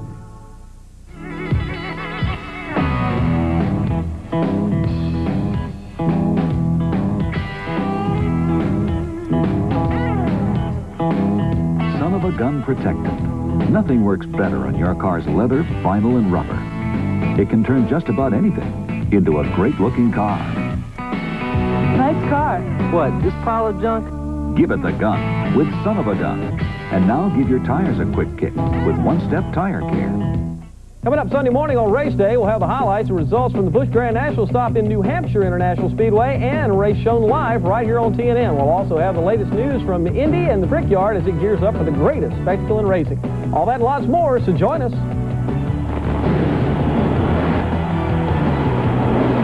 Race Day, the latest news from the world of motorsports, brought to you live, 11:30 a.m. and 8:30 p.m. Eastern, only on TNN Motorsports. Welcome back to New Hampshire. Just 35 laps left to run. Let's go to the leader's pit. Here's Glenn. We're standing by with Bobby King. And Bobby, you showed your hand early. You've been on those new tires for quite a while now. Does he have enough to hold them off? I think we got plenty to hold him off. He just kind of taking it easy. We got a little bit left for him. I don't think him new tires, Kenny Guy's going to be a factor. You didn't want to see that caution flag, did you? I sure didn't. Emphatic. Well, neither did Robert Presley. Not in that fashion. They have removed Presley's car back to the garage area. That explains why one lap he'd run 31.90 and one lap he'd run 31.18. He's just cooling it out there. He's taking it easy on the tires and all. Run one hard lap, an easy lap, bring the tires back under you, run another hard lap. Sadler is the leader. Terry Labonte is in second. Bobby Dotter runs in third. Fourth is Derek Cope. Fifth is Chad Little. Sixth, Kenny Schrader. Seventh was David Green. Eighth, Kevin LePage. Ninth, Larry Pearson. 10th, Dennis Setzer. 11th, Kenny Wallace with 2 fresh tires. And 12th, after an adjustment, Randy LaJoy. 1 lap down, Mike McLaughlin's 13th. 2 laps back are Tim Fedewa, Jamie Obey, Ken Wallace, Joe Bessie,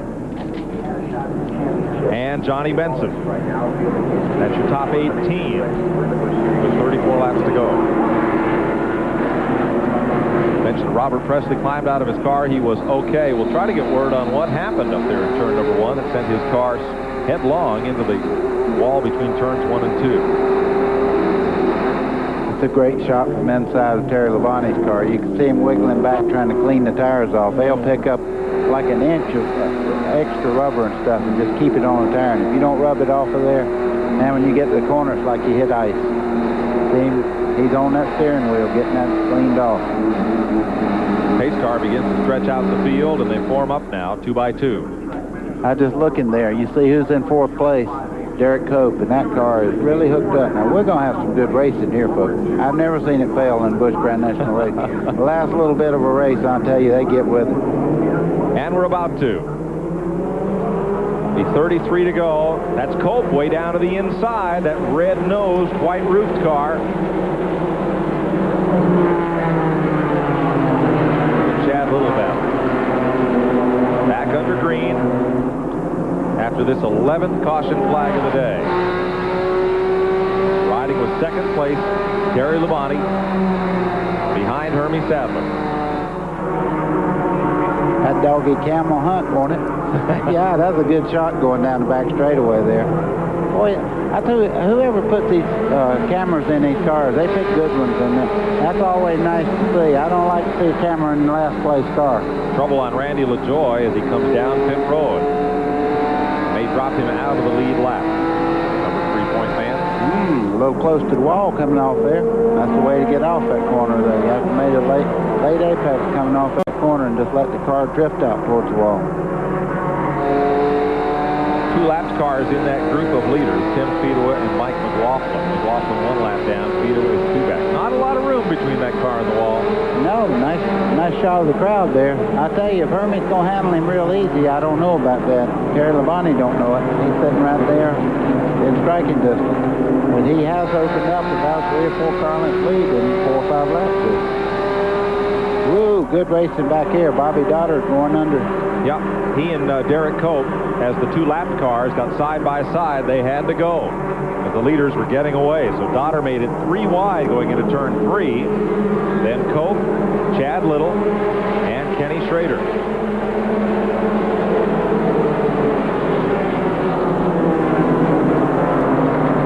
Boy, they've got to get going or the leader will get away. There are the leaders. And here's the 3rd place battle. I don't like that shot. That was too close to me. You back up in your chair every time we show that. I don't blame you. I've been sitting there in a car and then coming at you like that. not a good feeling. No.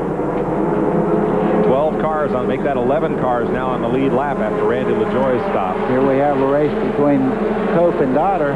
Third Cope place. got the spot. Yep, that's third place. It's Dotter to fourth. I wonder if Derek Cope's got enough, though, to catch Sadler and Labonte. It's going to be a tall order, but if anybody ever tried, it'll be Derek Cope. He never gives up. He goes for the last lap just like the first. Chad Little, Kenny Schrader, David Green, Kevin LePage, all right in there. Good man. My job, man.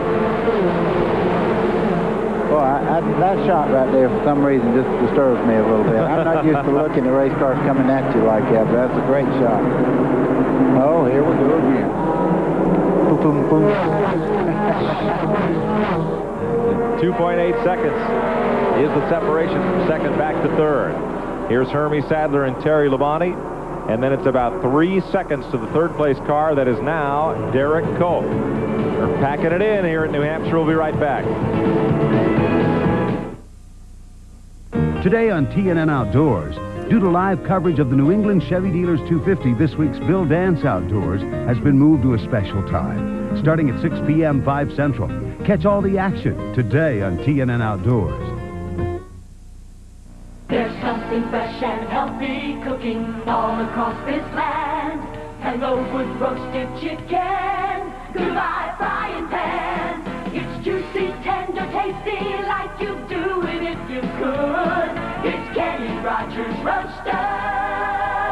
It's the wood that makes it good. You're going to love this food. Kenny Rogers Roaster. It's the wood that makes it good. It's every parent's worst nightmare, a missing child. May 25th is National Missing Children's Day, a day devoted to the 500,000 children reported missing each year. Now it's your opportunity to become involved. Home Shopping Club is airing photos and information about missing children. Please tune to Home Shopping Club Wednesday, May 25th to find out what you can do to help. Maybe you've seen one of these children and can make the difference in helping reunite a family. Welcome back to New Hampshire. Mike Joy with Buddy Baker, Glenn Jarrett, and Randy Pemberton. You see Hermie Sadler, and you don't see Terry Labonte. He has apparently dropped a cylinder, and that is now Sadler's lead over the new second-place car, Derek Cope, for the moment. Just for a moment. Bobby Dotter's got that position going in the corner. He should make that pass without much. Well, he did make that pass. If I talk a little slower, he might be back in the lead before I finish.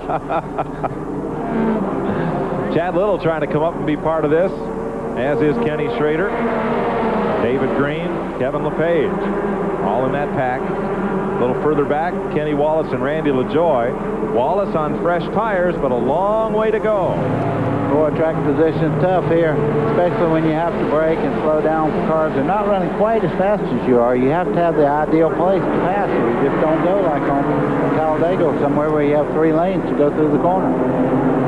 Now, Kenny Wallace has just about caught this pack. There's LePage. There's Wallace, right side of your screen. And there's LaJoie, both of whom made pit stops. Wallace got 2 fresh tires, but it does not appear as if it will be enough. Look at everything he has to get through to get a chance to run down Hermie Sadler. You can see in the back of that shot, Terry Labonte has went to the garage area. I guess the valve finally made it through all 4 or 6 cylinders on that thing. And something broke on Jamie Obie's car. The North Ferrisburg Vermont driver has also gone to the garage. I see a little smoke off Kenny Wallace's right rear there. I hope it's just a loose condition. It's not something dragging on the car. There's Wallace. Wallace working, and a lot of smoke from Randy LaJoie. He's blown it up in turn 3. There it goes. Watch it. Larry Pearson, everybody gets by down on the apron. This will be a caution flag, the 12th caution of the day. And it comes out at lap 230. 20 laps to go. It looks to be backing it this way. Here he comes down the racetrack. Everybody, oh my. Good move. I can say that. He used to be a teammate of mine. See that face? Not that happy right now.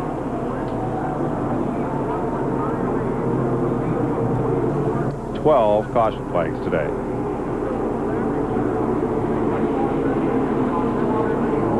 That car is no longer running. He got the clutch in. It should stop right along there. That'll push it in the garage area. That does not look like something they can fix on the storage car. A plume of smoke. Is that how you say it? Well, it's close enough. Close enough. So Randy's going to climb out. Tough day for the Norwalk, Connecticut driver.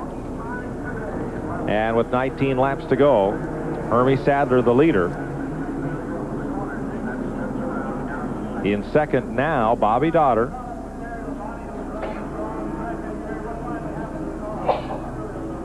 And third would be Derek Cope. Fourth, Chad Little. Kenny Schrader, David Green, Kevin LePage, Larry Pearson, Dennis Setzer, and Kenny Wallace would be the other cars on the lead lap. And we'll check on Terry Labonte. Where did Bobby Dotter win his only race? New River Valley, Radford, Virginia, but... Right you are, Karnak. Very good. But he didn't go to Victory Lane. No? Jeff Burton was the first car into the flag, but was disqualified in tech inspection. And Dotter got the win.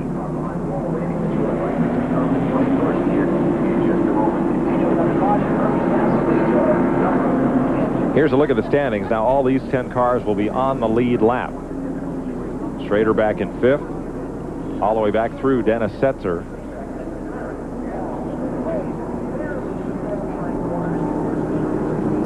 Those are your lead lap cars. 18 to go, and the track crew, which has had a busy day, cleaning up in turns 3 and 4 as you look at the back straightaway. Reserve camper parking up there on the hill. That's actually turn 5 of the road race course that they use for sports cars and motorcycles. Loudon Classic comes up here in June. One of the longest running events on the AMA Superbike Tour. Hermie Sadler at the front. And let's see, one track crew truck left up there in turn 4 as the laps wind down here at New Hampshire. Let's check out pit road with Glenn. Well, like Buddy, Mike, I saw the smoke come out of Kenny Wallace's car just before that caution. I went down and asked crew chief Gil Martin what was the deal. He said it was a crash panel on the inside, on the right side of the car. They hit it with the tire when they were changing it. It's got it down on the tire when it goes to the corner, not causing any problems or anything, just creating some smoke.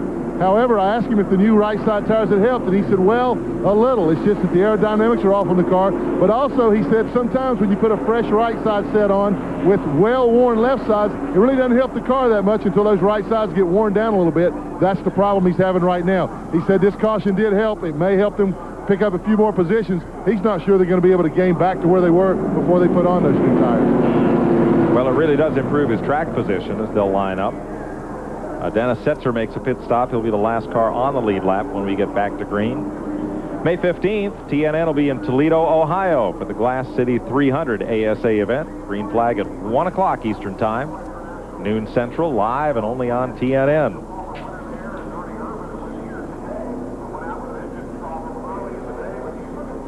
A few of the upcoming events here at New Hampshire International.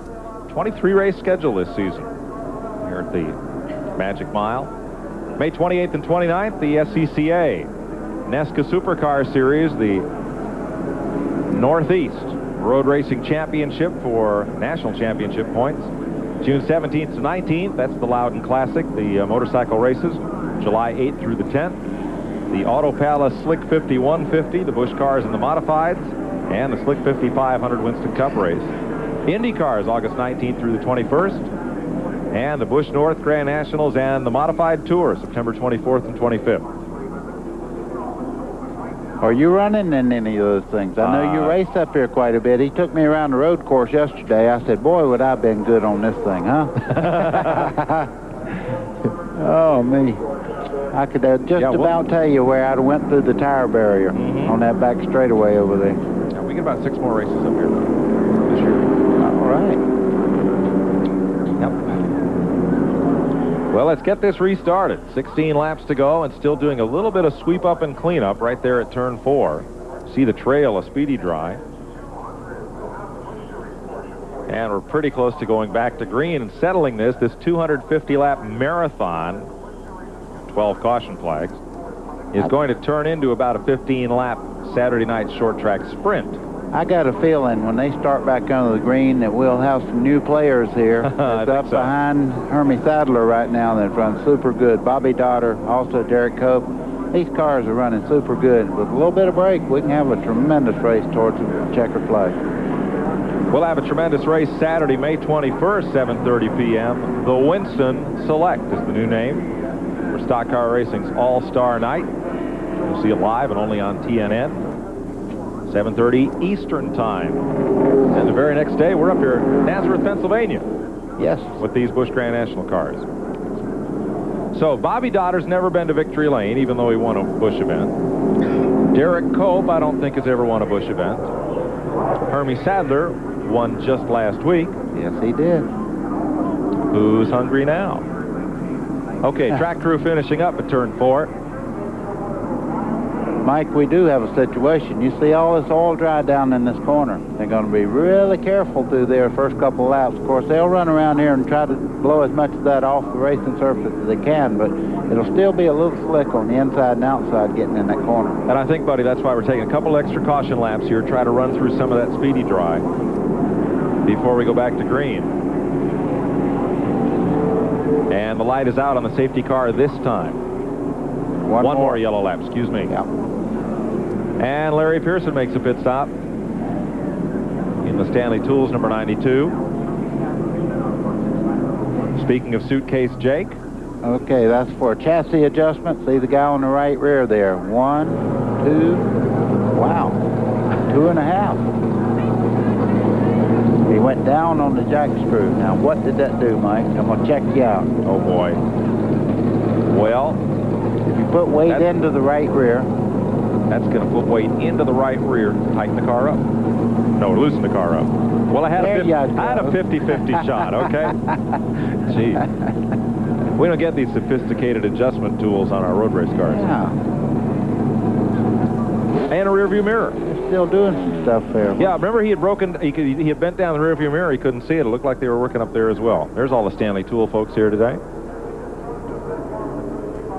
That's almost like trying to find your way through New York City without a map. Yeah. When you lose that mirror on a race car, that's a part of the thing that you depend on. Even when you make passes, you look in that mirror to make sure you clear the car a lot of times. You know, even though you feel you're by, you look in that mirror. Once that's taken away, it takes a lot of your concentration just trying to find out where everybody's at. Now there's the mirror. Even I can see out of that thing. Ricky Craven's car. Larry Pearson will catch up the tail end of the field. He is in 10th place. He's still on the lead lap.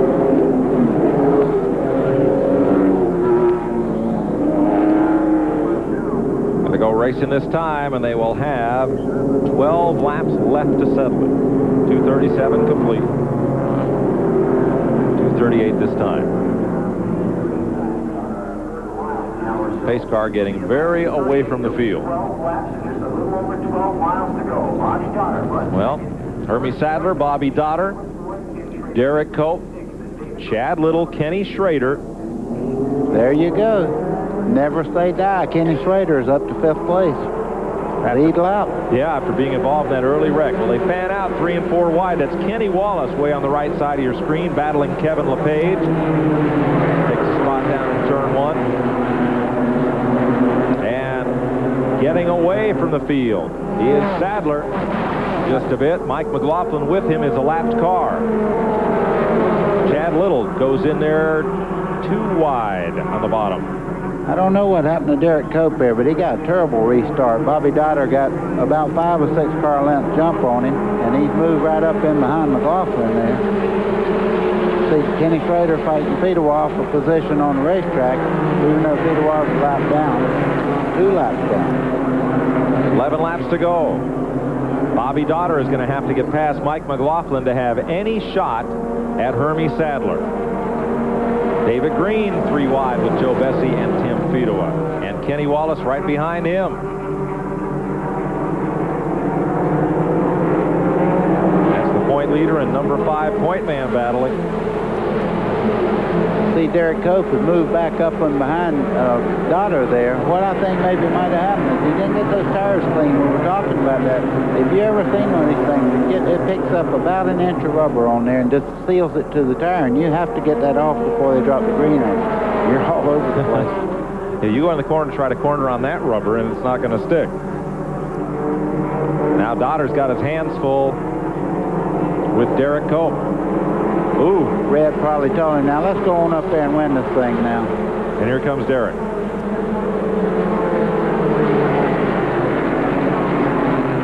Made the pass and now runs second. Bobby Dotter back to third.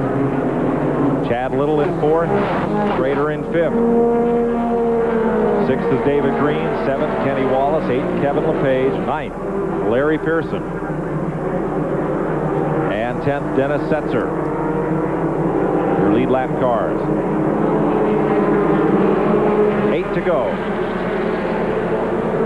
Well, boy, I tell you, you're talking about McLaughlin. He's one of the fastest cars out there right now. He's not really holding anybody up. No. He's sticking right with Hermie Sadler, but the second and third place cars, they're going to fight it out here. This is going to be a war between those two guys. Hermie Sadler has really got that car hooked up, and he is a smooth customer. Yep. You never see him bobble in the corner.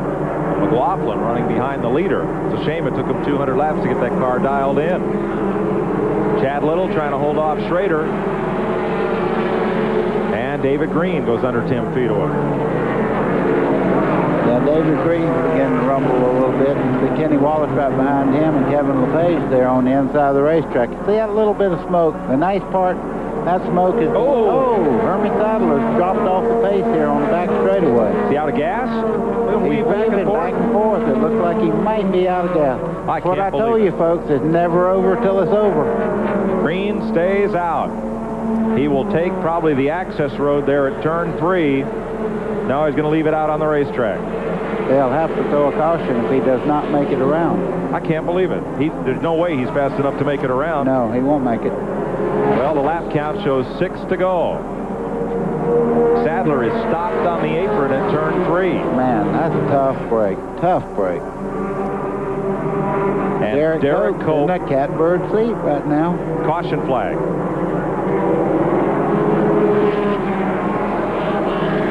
So the caution is for Sadler, who has stopped in turn 3. I can't believe it. I can't either. I'm standing here in amazement. I just can't believe, you know, they had that caution just a while ago. If there was any question, they should have got some fuel, I think.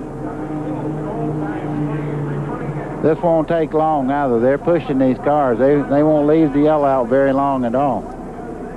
Well, there was one of his crewmen running up pit road with a gas can, and now they're sending him back toward his own pit. Man. Apparently that is it for Hermie Sadler, out of gas. Now, if he had turned in the access road, he would have been out of the race 6 laps down. Instead, he draws the caution, loses at least 1 lap in the process, and the wrecker gave him a shove, and now he's coasting along. The field will get 1 to go. And here comes the crew to push him back toward his own pit. I guess they said you couldn't put fuel in it if you're not in your own pit. Yeah, that's true. And he is way down the line. Well, the gas man's caught up with Hermie. And he now goes 2 laps down. And finally, that gas can finds a home. Glenn? Well, Mike, they are putting the gas in the car now. I'm going to try to get a word with crew chief Bobby King to see if they were really concerned. The car wouldn't refire now. They're having to shoot ether up into the air cleaner. The car is fire now. He can hear it start up. He'll go away. Boy, this is a dejected crowd. I guess. Dennis Setzer goes by, having made a pit stop. Boy. Now, this comes down to cleaning those tires and not giving the race away for Derek Cope, but he's got some hungry people right behind him. Bobby Dotter, I'm sure he'd like to go in the winner's circle. Oh, yeah. And right behind him, never say die, Kenny Schrader in 3rd place. Hermie Sadler led 83 laps. I was kidding with him yesterday, and the last thing, I hate this, last thing I said was, geez, I hope you didn't use up all your luck last week. Boo. He'll think about that. I guess he did. We are under green. 3 laps to go. Kenny Wallace is back into this deal. Are you see him back here in 5th place right now? He's much in the fight here, just behind Chad Little. Glenn talked to Bobby King in Sadler's Pit. He said they were very surprised the car ran out of gas. This is Derek Cope's second start for Ron Zook. He ran 8th at Bristol. And he is 2 laps away from the checkered flag. 2 to go. Well, Derek got a good start on that after the caution there. Bobby Dotter is right on his back bumper. Schrader in 3rd, Chad Little 4th, Kenny Wallace challenging for 4th place. I mean, he's challenging. He's eating that trunk lid off Chad Little's car right at the moment. David Green in 6th, Kevin LePage 7th, Larry Pearson 8th, Dennis Setzer 9th. Mike McLaughlin 10th, 1 lap down. Here's Wallace. Ooh, white flag, 1 to go. Battle here for 4th. And Little pinches down Wallace, and they almost got together. And Kevin LePage is out of gas, or something dropped on the car. Dropping back. And he'll go to the tail end of the lead lap. Look at this race between Kenny Wallace and Chad Little. Chad get in the corner pretty tough, but Wallace the point leader. Off of turn 4, Derek Cope will win his first ever Busch Grand National race. Dotter, Schrader, Wallace takes 4th. Chad Little, David Green, Larry Pearson, Dennis Setzer. And Kevin LePage. But Teddy Bear ran out of stuffing on the last lap. He did that, but he drove a great race today. And he did, and it's his first top 10 finish in the Busch Series. And the first win. Former Daytona 500 winner, and it'll be a popular win here because Cope won the 500 for Bob Whitcomb from Keene, New Hampshire, the lumberman who formed a Winston Cup team, and they won at Daytona and Dover with this man, Derek Cope, at the wheel.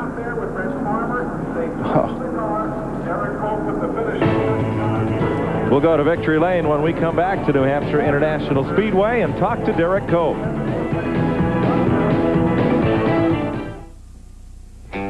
In New Britain, Connecticut, people don't need a Wall Street genius to tell them where to put their money.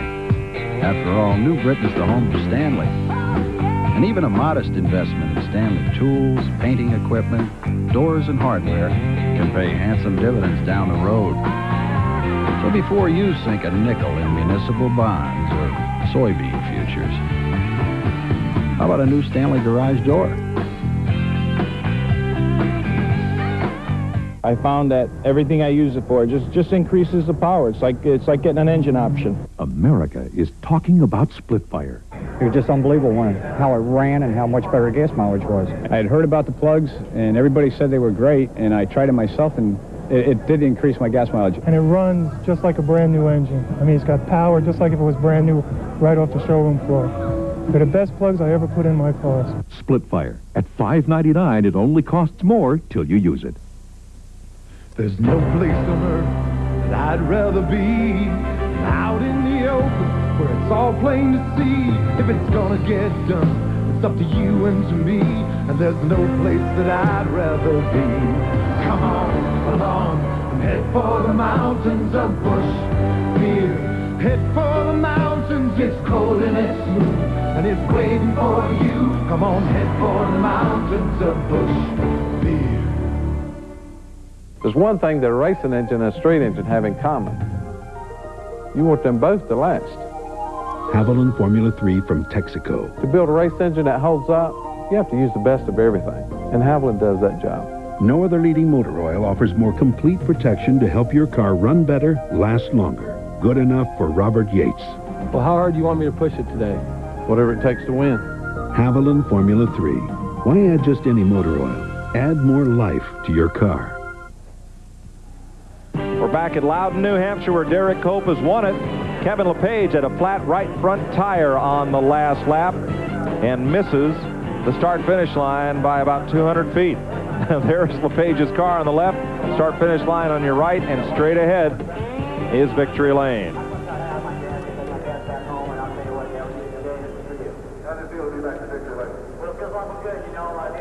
Little mix-up down in Victory Lane as to protocol. We'll get down there in just a second. As Derek Cope has won it in a stunner as Hermie Sadler runs out of gas with a handful of laps to go.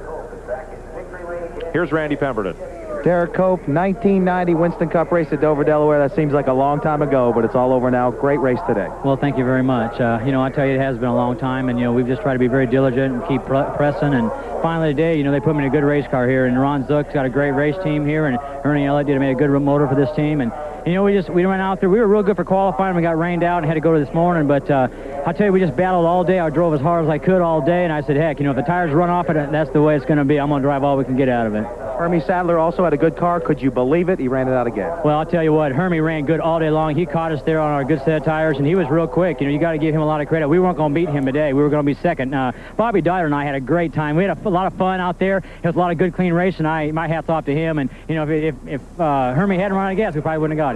You had a great crew here. Red Farmer, what do you think? Congratulations.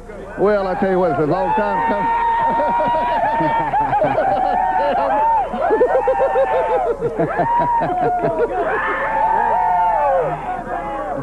Red trying to wipe his eyes. Red. I believe they could have used champagne instead of beer, you know. Well, you know, it was a long time coming. We've been close so many times, and Derek did a good job on it. We thought maybe we'd change that last set of tires a little early. But, you know, I told him, I said, I figured the other guys had changed early, and if they didn't catch a caution and come in and put tires on in the last 30 laps, then they'd have to go to the rear and have to come back up. So I thought we were still good shape. We busted exhaust pipe about 20 laps to go just when we was running second. He said he lost power, but then he had enough corner speed to be able to keep his RPM up to hold on the race. And then, like I said, you know, Herbie ran out of gas. It was a tough break. He had to race one. We had a second-place car.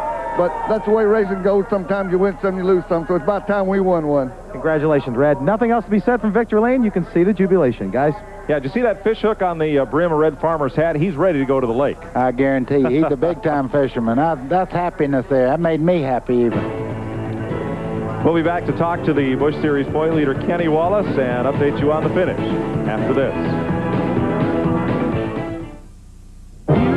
Cowboy, still a modern-day hero, standing up for what's right as he rides across this land. He still earns every dollar to pass through his hands. So here's to the cowboy as he heads for the mountains. No place he'd rather be than right here. So come on along and head for the mountains of Busch.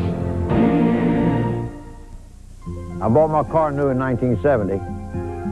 I drove a hockey team 190-mile round trip 3 times a week. Haviland Formula 3 from Texaco. I took good care of it. And when I reached 300,000, I thought, I've got to be a pretty good car. No other leading motor oil offers more complete protection to help your car run better, last longer. At 600,000, I thought, maybe it could be the Haviland. Haviland Formula 3. Why add just any motor oil? Add more life to your car. Gentlemen, start your engines. Red ball of fire!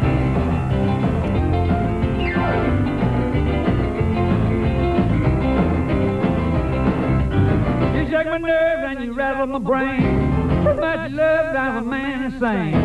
You broke my will, what a thrill. Doesn't this raise a red ball of fire? You could win a trip to the Fast Track Driving School with Bosch Platinum Plugs.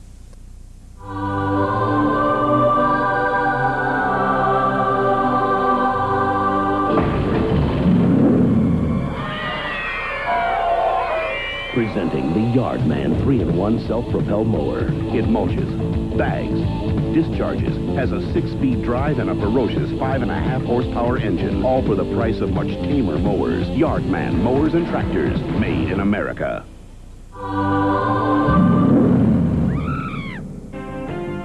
Today's exclusive coverage of the New England Chevy Dealers 250 on TNN has been brought to you by Smooth Busch Beer and Easy Drinking Busch Light.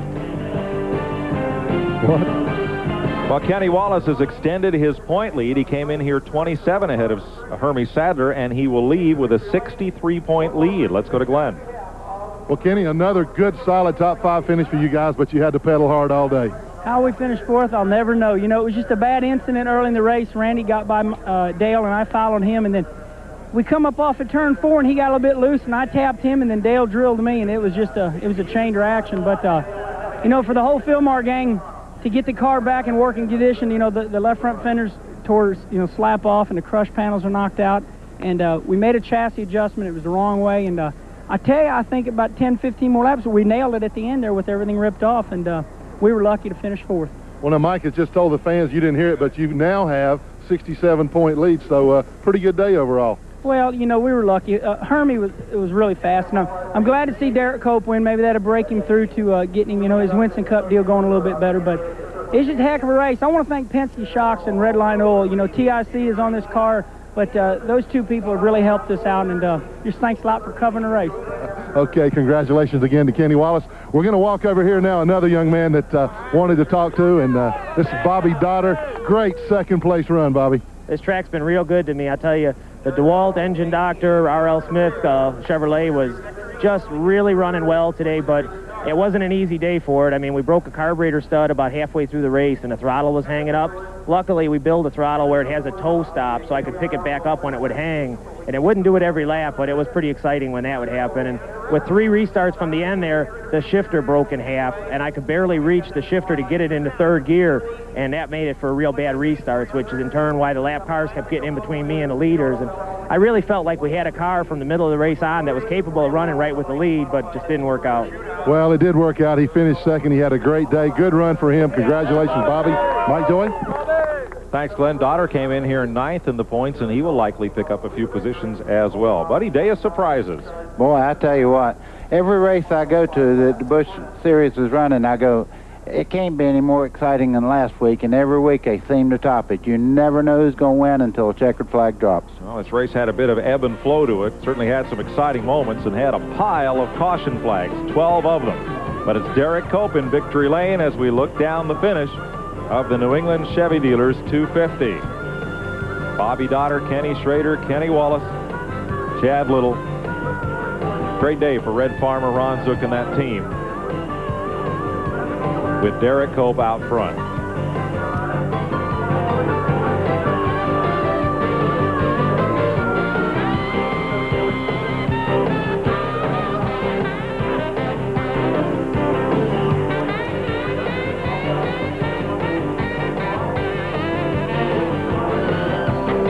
Coming up next, inside Winston Cup Racing on TNN, and as Mother's Day is tomorrow, here are the folks who made today's broadcast possible.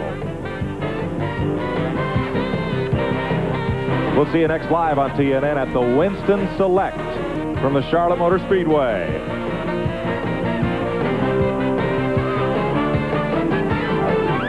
Glenn Jarrett, Randy Pemberton, Buddy Baker, I'm Mike Joy, congratulating Derek Cope on his win in the New England Chevy Dealers 250 here at New Hampshire International Speedway. So long, everybody.